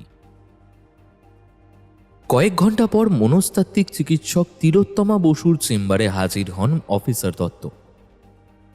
অফিসার দত্তকে বসতে বলে তিলোত্তমা বসু জিজ্ঞেস করেন, বলুন অফিসার, আপনি ঠিক কি জানতে চান? ম্যাডাম, অমিয়া রাও মারা গিয়েছেন, আপনি জানেন তো? হ্যাঁ জানি, উনি তো একজন মনস্তাত্ত্বিক থ্রিলার লেখিকা ছিলেন। আমি রীতিমতো ওনার ফ্যান, ওনার লেখা আগের উপন্যাসগুলো পড়েছি। কিন্তু ওনার মৃত্যুটা ঠিক বুঝতে পারছি না। যশ খ্যাতি সবই তো ছিল, জীবনে প্রেমও ছিল, তবুও হঠাৎ কেন যে সুইসাইড করতে গেলেন। অবশ্য আমি জানি যে উনি দীর্ঘদিন ধরে ডিপ্রেশনে ভুগতেন, যে কারণে বেশ কয়েকবার কাউন্সেলিং পর্যন্ত করিয়েছেন আমার কাজিন সুচরিতার কাছে। সুচরিতা এখন ফরেন ট্যুরে গেছে, তবে এই কেস নিয়ে ওর সঙ্গে আমার বাই ফোন কথা হয়েছে। খবরটা শুনে ও ভীষণ আপসেট। এই তথ্যটা আমাদের কাছে ছিল না, আপনার কাছে পেলাম, তার জন্য অসংখ্য ধন্যবাদ। এবার আমি যে কারণে আপনার সঙ্গে আলোচনা করতে এসেছি সেটা বলছি। অমিয়া মারা যাওয়ার আগে অজয় নামে একজনের কথা তার ন্যানিকে, তার প্রেমিকাকে এবং তার বেস্ট ফ্রেন্ড নিধিকে বলেছিল। এমনকি অজয় নামে এই ব্যক্তির ছবি পর্যন্ত এঁকেছিলেন অমিয়া। অমিয়া মারা যাওয়ার পর অজয়কে কোথাও খুঁজে পাওয়া যায় না, না ফোন কলে, না সিসিটিভি ফুটেজে। আমরা বুঝতে পারি এই চরিত্রটি আসলে বাস্তবে নেই। এবার আসি পোস্টমর্টম রিপোর্টের কথায়। পোস্টমর্টম রিপোর্টে এসেছিল অমিয়া প্রচণ্ড ভয় পেয়ে যান, যে কারণে প্রথমে তার প্যানিক অ্যাট্যাক হয়, তারপর নার্ভের ওষুধ খেয়ে ফেলেন অনেকগুলো, যে কারণে তার পর 2টো অ্যাট্যাক হয় এবং শেষে মৃত্যু। এই প্যানিক অ্যাট্যাকের কারণ খুঁজে পাওয়া যায়নি। আচ্ছা, আপনারা তো প্রথমে ওনার প্রেমিক বীরেনকে সন্দেহ করেছিলেন। হ্যাঁ, কিন্তু উনি নির্দোষ, ওনার বিরুদ্ধে সেরকম কোনো প্রমাণ নেই। আর কাউকে আপনারা সন্দেহ করেননি? করেছিলাম। অনার কিলিংয়ের সম্ভাবনার কথা মাথায় রেখে অমিয়ার দাদা এবং অমিয়ার মায়ের ওপর সন্দেহ গিয়েছিল, কিন্তু সেই সন্দেহ ভুল। এরপর থেকেই একটা ক্লু হাতড়ে বেড়াচ্ছি অন্ধকারে। এরপরই একটা অদ্ভুত তথ্য আমার কাছে আসে। অমিয়ার লেখা পড়ে আমি জানতে পারি অজয় চরিত্রটি তার নিজের লেখা গল্পের একটি নায়ক চরিত্র। অজয় চরিত্রের সঙ্গে যেভাবে দেখা হওয়ার কথা সে নিজের পরিচিত মানুষদেরকে বলেছে, ঠিক সেইভাবেই উপন্যাসে নায়িকার সঙ্গে তার দেখা হয়, এবং উপন্যাসের নায়িকা যখন শেষে গিয়ে জানতে পারেন অজয় আসলে একটি কল্পিত চরিত্র এবং সে বাস্তবে নেই, তখন সে ভয়ঙ্কর ডিপ্রেশনে চলে যায় আর ভীষণ নার্ভাস হয়ে কাঁপতে থাকে, এবং এরপরে অজয়ের সঙ্গে মিলিত হওয়ার জন্য বেশ কিছু ঘুমের ওষুধ খেয়ে আত্মহত্যা করে। আচ্ছা ম্যাডাম, এই লেখার সঙ্গে কি অমিয়ার মৃত্যুর কোনো যোগ? অফিসার, আপনি আমাকে লেখার জায়গাগুলো দেখান। অফিসার দত্ত আগে থেকেই আন্ডারলাইন করা জায়গাগুলো তিলোত্তমা বসুকে দেখাতে শুরু করলেন। ও মাই গড, এবার আমি সবটা রিলেট করতে পারছি অফিসার দত্ত। অমিয়া যে মানসিকভাবে অসুস্থ ছিল সেটা আমি জানতাম, বাট ওর যে ডিলিউশনাল ডিসঅর্ডার ছিল এটা আমি কল্পনাও করতে পারিনি। তবে এখন বুঝতে পারছি সবটা। অফিসার, আপনি একদম ঠিক পথেই এগোচ্ছেন বলে আমার মনে হচ্ছে। শুধু তাই নয়, এখানে মামনি বলে নায়িকাকে উল্লেখ করা হয়েছে, আর মামনি হচ্ছে অমিয়ার ডাকনাম। বিহান বলা হয়েছে মামনির প্রেমিককে। অমিয়ার প্রেমিকের নাম বীরেন। অদ্ভুতভাবে দুজনের বইয়ের প্রকাশনীর ব্যবসা, আর অজয়ের কথা তো বললামই, অজয়ের সঙ্গে দেখা হওয়া থেকে শুরু করে মামনির অজয়ের ছবি আঁকা আর অজয়ের বর্ণনার সঙ্গে অমিয়ার আঁকা ছবি পুরোপুরি এক। এবার আপনি বলুন, আমি যা সন্দেহ করছি তা কি ঠিক? এমনটা কি হয়? অমিয়ার একটার পর একটা মনস্তাত্ত্বিক লেখা দেখে আমি বুঝতে পেরেছিলাম যে মনস্তত্ত্ব নিয়ে ওনার বেশ ভালো মতো পড়াশোনা আছে, কিন্তু তখনও বুঝতে পারিনি যে বাবা মায়ের সান্নিধ্যের অভাব, একাকিত্বের বেড়াজাল তার নিজের মনের মধ্যেই এত বড় জটিলতা তৈরি করেছে। অফিসার, উপন্যাসের নায়িকা মামুনি যে রোগে আক্রান্ত তাকে বলা হয় এরোটোম্যানিয়া। এটা হলো ডিলিউশনাল ডিসঅর্ডার, অর্থাৎ ভ্রমজনিত মানসিক রোগ। এক্ষেত্রে রোগী দৃঢ়ভাবে বিশ্বাস করে তাকে কেউ ভালোবাসে। এই ভালোবাসার মানুষটা হতে পারে তার থেকে দূরের কেউ, হতে পারে তার ধরা ছোঁয়ার বাইরের কেউ, হতে পারে কোনো কল্পিত চরিত্র। কল্পনাতেই সেই প্রেমিক পুরুষের সঙ্গে তার প্রেম গড়ে ওঠে। কিন্তু কিন্তু যখন তার কল্পনার জগৎটা ভেঙে যায় তখন সে ভয় পায়, প্রেমিক পুরুষকে নিজের থেকে হারানোর ভয়। তখন সে নানা রকমভাবে নিজেকে যন্ত্রণা দিয়ে তার প্রেমের কাছাকাছি যাওয়ার চেষ্টা করে। বুঝলাম। অমিয়া মৃত্যু রহস্য তাহলে অবশেষে সমাধান হলো। বীরেনবাবু জানলে খুশি হবেন যে অজয় আসলে বাস্তবে নেই। তার প্রেমিকা অন্য কারোর প্রতি দুর্বল হয়ে পড়েনি, শুধু দুর্বল হয়ে পড়েছিল নিজের লেখা একটি চরিত্রের প্রতি, যে চরিত্র দুর্ধর্ষ প্রেমিক। সত্যি আমরা শরীরের রোগ নিয়ে এত কথা বলি, কিন্তু মনের রোগ যে এতটা জটিল, এতটা বিচিত্র, তা নিয়ে আর কথা বলাই হয়ে ওঠে না। আচ্ছা চলি ম্যাডাম, আপনার অনেকটা সময় নষ্ট করলাম তাহলে। অফিসার দত্ত উঠে গেলেন আর অমিয়া মৃত্যু রহস্যের সমাধান হল। গল্প শেষে বীরেন বলল, এটা কোনো গল্প নয়, এটা আমার জীবনের ঘটনা। এরপর 9 বছর কেটে গেছে। অমিয়াকে ছেড়ে আমি অন্য কাউকে ভালোবাসতে পারিনি। নিজের কাজ নিয়ে, প্রকাশনী নিয়েই আছি। গত 9 বছরে প্রকাশনী সংস্থাটাকে আস্তে আস্তে বড় করেছি। এখন বাংলা মাধ্যমের পাশাপাশি ইংরেজি, হিন্দি বিভিন্ন মাধ্যমের বই এই প্রকাশনী থেকে বেরোয়। আর বিশ্বাস করুন, যখন দেখি প্রচুর মানুষ এই প্রকাশনীর লাইনে ভিড় করছেন, তখন মনে হয় অমিয়া হয়তো দূর থেকে দাঁড়িয়ে হাসছে। স্যার রুমালটা নিন স্যার, আর প্লিজ কাম ডাউন, সামলান নিজেকে, এটা পাবলিক প্লেস, চোখের জলটা মুছুন স্যার। আমি আপনাদের অনুরোধ করছি, প্লিজ আপনারা দয়া করে স্যারকে ছেড়ে দিন, এরকম করবেন না। ওনার ব্যক্তিগত বিষয় নিয়ে আর প্রশ্ন করবেন না, প্লিজ লিভ হিম অ্যালোন। রুমাল দিয়ে চোখের জল মুছতে মুছতে বীরেন গাড়িতে উঠল। গাড়িতে উঠতেই তাকে জড়িয়ে ধরল তুষার, তারপর বলল, আমি গাড়ি চালাচ্ছি, তুই মিউজিকটা চালা। এখন না, এইমাত্র আমি আর গল্পটা বলে উঠলাম। ও, দুঃখের আমেজটা তো ধরে রাখতে হবে, কি বলিস? বেশ বেশ, সত্যি ভাই আমি অবাক হয়ে যাই। কি সুন্দর অবলীলায় বলে দিলে অমিয়ার জন্য নাকি অন্য সম্পর্কে জড়াসনি। তুই যে আমার সঙ্গে দীর্ঘ 12 বছর ধরে সম্পর্কে আছিস সেটা তো বললি না। এই আস্তে আস্তে, কেউ জানলে আবার একটা অমিয়া কাণ্ড ঘটাতে হবে। আমি জানি তুই অমিয়ার সঙ্গে রিলেশনে গিয়েছিলিস ও টাকা পয়সার জন্য, ওর অত টাকা পয়সা যাতে তোর ব্যবসাতে কাজে লাগে। কিন্তু মেয়েটা বোকার মতো বাবাকে ছেড়ে, বাংলো ছেড়ে ফ্ল্যাটে গিয়ে উঠল। শেষকালে নিজের ভাগে থাকা সম্পত্তিও দাদাকেই লিখে দিল। সেই থেকেই তুই ওকে ছাড়বার প্ল্যান করেছিলিস, কিন্তু ওকে মারার কোনো প্ল্যানই তোর ছিল না। মাঝখান থেকে সে রাতে অমিয়া তোর ফোন সার্চ করে তোর আর আমার বিষয়টা জেনে যায়, সোশ্যাল প্ল্যাটফর্মে সবাইকে জানিয়ে দেওয়ার হুমকি দেয়। তখন তুই ওকে মেরে ফেলার এত বড় প্ল্যানটা করলি।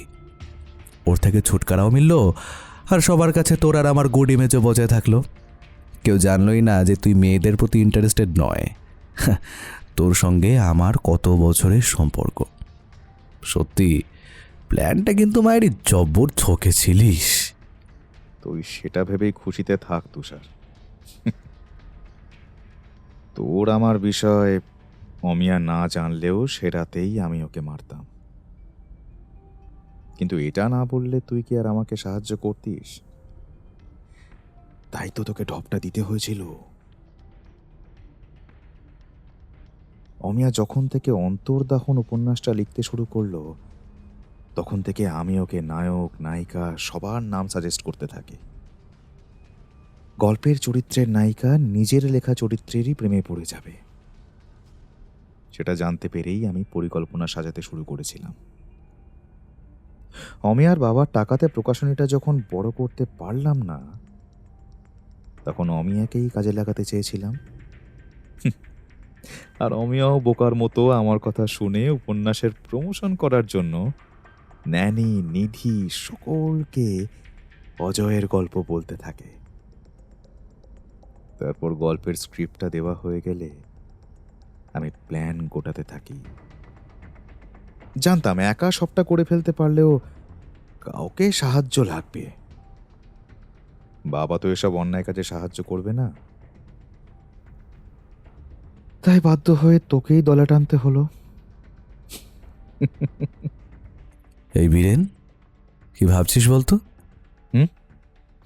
না কিছু না, আসলে ভাবছিলাম তুষার, শেষ পর্যন্ত অমিয়া হত্যা রহস্যের কিনারা করতে পারলেও অফিসার দত্ত কখনোই ধরতে পারলেন না যে অমিয়ার মুখের ওপর কালো দাগগুলো কিসের।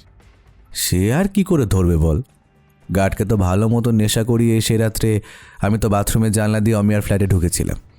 তারপর তোর দেওয়া লম্বা ওই হুকটা দিয়ে বাথরুমের জানলা থেকে তোর রাখা ওই রাসায়নিক ভর্তি পেপারটা সরিয়ে বাথরুমের মেঝেতে ওয়াশিং লিকুইডটা ফেলে এসেছিলাম। আর অমিয়াও তো বাথরুম থেকে বেরোনোর পর সবসময় বাথরুমে লিকুইডটা ফেলে দিত, সেটা তো সবাই জানতো। কিন্তু ভাই, আমি একটা জিনিস আজও বুঝতে পারি না, তুই ওই রাসায়নিকটা মানে ওই সোডিয়াম মেলটা দিয়ে আগুনটা জ্বালালি কি করে? শোন তাহলে, আমি যখন রাতের বেলায় অমিয়ার ফ্ল্যাটে গিয়েছিলাম তখন তো তোর আর আমার বিষয়টা জেনে ও ঝামেলা করতে থাকে। অমিয়া, অমিয়া শান্ত হও প্লিজ, প্লিজ আমার কথাটা শোনো। তুষারদা, তুমি খুব ভালো বন্ধু জানতাম। আমার এই ফ্ল্যাটটা খুঁজে দেওয়ার জন্য তুষারদা হেল্প করেছিল বলে আমি তো তুষারদার কাছে কৃতজ্ঞ ছিলাম। আবার তুষারদা আমার এই ফ্ল্যাটের ঠিক পিছনেই থাকে। কাছের একজন মানুষ আমার পাশে আছে জেনে নিশ্চিন্ত ছিলাম, কিন্তু এসব কি মেসেজ? এগুলো কিন্তু আমার একদম স্বাভাবিক লাগছে না। তুমি তুষারদাকে এরকম মেসেজ কেন করেছো? অমিয়া প্লিজ। তুমি যদি আমাকে সত্যিটা না বলো, আমি এক্ষুনি ফ্ল্যাটের সব লোককে ডেকে বলে দেবো তোমাদের মধ্যে কিছু একটা চলছে। আরে কেন এত জোরে চিৎকার করে সিন ক্রিয়েট করছো? বেশ, তুমি চিৎকার করো, আমি বেরিয়ে যাচ্ছি। তারপর ওকে মেজাজ দেখিয়ে আমি ওর ফ্ল্যাট থেকে বেরিয়ে তোর রুমে যাই। তারপর আমাদের মধ্যে একটা প্ল্যান হয়ে যায় যে ওকে মারতে হবে। তোকে রাসায়নিকের নামটা বলতেই তুই আমাকে সেটা জোগাড় করে দিলি। তারপর আমি অমিয়ার ফ্ল্যাটে ফিরে গেলাম। ওর মাথায় হাত রেখে বললাম, এই অমিয়া, কি গো, মাথা ঠান্ডা হয়েছে? আমাকে ভোলাতে এসো না।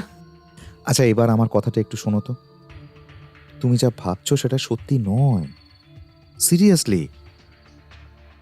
তোমাকে ভোলাচ্ছি না, সত্যিটাই বলছি, প্লিজ শোনো। দেখো, আমাদের মধ্যে একটা বাজি হয়েছিল, কিন্তু সেই বাজিতে আমি হেরে গেলাম। কি বাজি? তুষার বলেছিল এইসব মেসেজ দেখলে তুমি আমাকে ভুল বুঝবে। আমি বলেছিলাম তুমি আমার সঙ্গে কোনো মেয়েকেও এক ঘর থেকে বেরোতে দেখলে আমায় কোনোদিন প্রশ্ন করবে না। কিন্তু আজ দেখলাম তুষারই ঠিক। মেয়েরা বড্ড তাড়াতাড়ি ভুল বোঝে, জানো তো। বীরেন, তুমি তুমি সত্যি বলছো? আরে আমি যে সত্যি কথা বলছি তার প্রমাণ দেবো তোমাকে। এই দেখো, এই দেখো, এই দেখো, এই যে বাজিটা আমাদের মধ্যেই হয়েছিল। সেই বাজির কথা শুধু তুষার আর আমি নয়, আমাদের বন্ধু সার্কেলের সবাই জানে। প্রিয়া, মধুজা, ঋতু, এমনকি তুষারের গার্লফ্রেন্ড বর্ষা পর্যন্ত জানে। আর বর্ষার সামনে এইসব লেখা হয়েছে। তুষার হাসতে হাসতে এগুলো লিখেছে। কাল সকালে বর্ষাকে ডেকে ওর সঙ্গে তোমাকে কথা বলিয়ে দেব। আজ বর্ষা একটা অ্যানিভার্সারি পার্টিতে রয়েছে, নইলে আজকেই ডেকে দিতাম। Biren, I am sorry. সেই এক সরি বলতে শিখেছ কেবল। চুপ করো। সরি বীরেন, আমি আর কখনো তোমাকে ভুল বুঝবো না। না, কাছে আসবে না আমার। কালকে বর্ষার সঙ্গে তোমার কথা বলালে তবে আমি নিশ্চিন্ত। তারপর আমার কাছে এসো। আমি এখন আসছি। আমি তোমার জন্য ড্রিঙ্ক সাজিয়েছিলাম, নেবে না একটা? ভাল লাগছে না আমার, তবু তুমি যখন বলছো তখন নিচ্ছি। এরপর ওর সঙ্গে ড্রিঙ্ক করলাম, জানিস তো। তারপর কথাবার্তার এক ফাঁকে টুক করে বাথরুমে ঢুকে ও টয়লেটের টিস্যু পেপারে বেশ কিছুটা সোডিয়াম মেল্ট রেখে এলাম। আমি জানতাম অমিয়া যেরকম পরিষ্কার পরিচ্ছন্ন মেয়ে, ও বাথরুমে গিয়ে পা ধুলেও টিস্যু পেপার টানবেই হাত মুছতে।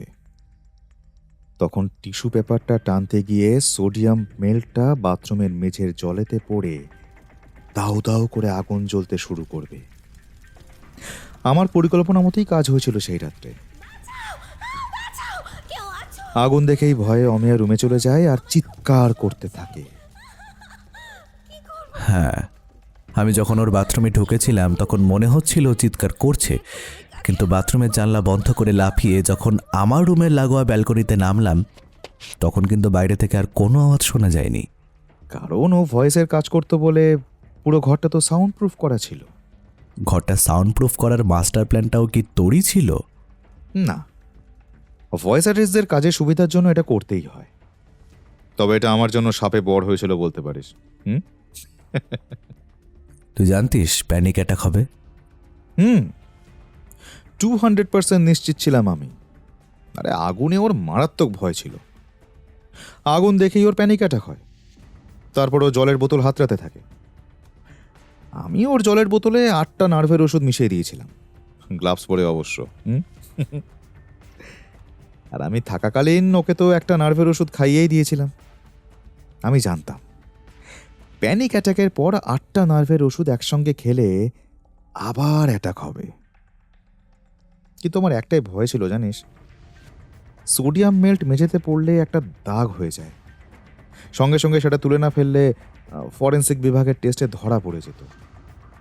সত্যি তুষার, তুই যদি সেই রাত্রে আমাকে হেল্প না করতিস তাহলে সত্যিই বিপদে পড়ে যেতাম। থ্যাংক ইউ রে। আরে বিরে ছাড় তো, অফিসার দত্তের বুদ্ধি হাঁটুর ডগায় থাকে। ফরেন্সিক টেস্ট হলো কোথায়? শেষকালে খবরের কাগজে হেডলাইনে যে বারবার লেখা ছিল অমিয়ার চোখে মুখে কালো দাগ কেন, অমীমাংসিত রহস্য, তবু সেটার উত্তরে কি বলল? অমিয়া নাকি নিজেই মোমবাতির আগুনের উপর নিজের মুখ রেখে নিজেকে কষ্ট দিয়েছে। যত সব উদ্ভট তথ্য। তবু একবারও মনে হলো না পুরো ফ্ল্যাটটাকে একবার টেস্ট করি। আমি জানতাম এমনটাই হবে। আসলে অমিয়ার মা বাবা হাই প্রোফাইল লোক, মাথার ওপর একটা প্রেশার থাকবেই তাড়াতাড়ি একটা কনক্লুশনে আসার জন্য, আর তাতেই ভুল হবে। এটা তো আমি হিসাব করেই রেখেছিলাম। তুই অমিয়ার বাবার কথাটা একবার ভেবে দেখ। ওনার মতো একজন ব্যবসাদার মানুষ, তাকে গিয়ে যখন আমি কাঁদো কাঁদো মুখ করে বললাম, আঙ্কেল আঙ্কেল আমি অমিয়ার ফ্ল্যাটটা স্মৃতিস্বরূপ কিনে নিতে চাই, উনি কিরকম অম্লান বদনে রাজি হয়ে গেলেন দেখেছিলিস? ফ্রিতেই গিফট করলেন আমাকে। অথচ ওনার একবারও কোনো সন্দেহ হলো না।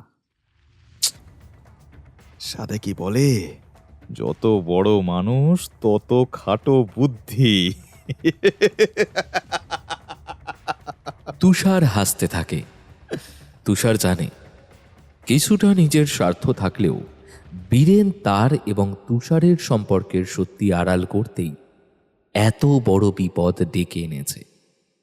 আর বীরেন এও জানে অমিয়ার শেষ লেখা অন্তর্দাহন উপন্যাস প্রকাশের পর থেকেই তার সুখমেলা প্রকাশনী সংস্থা রমরমিয়ে বাজারে চলছে।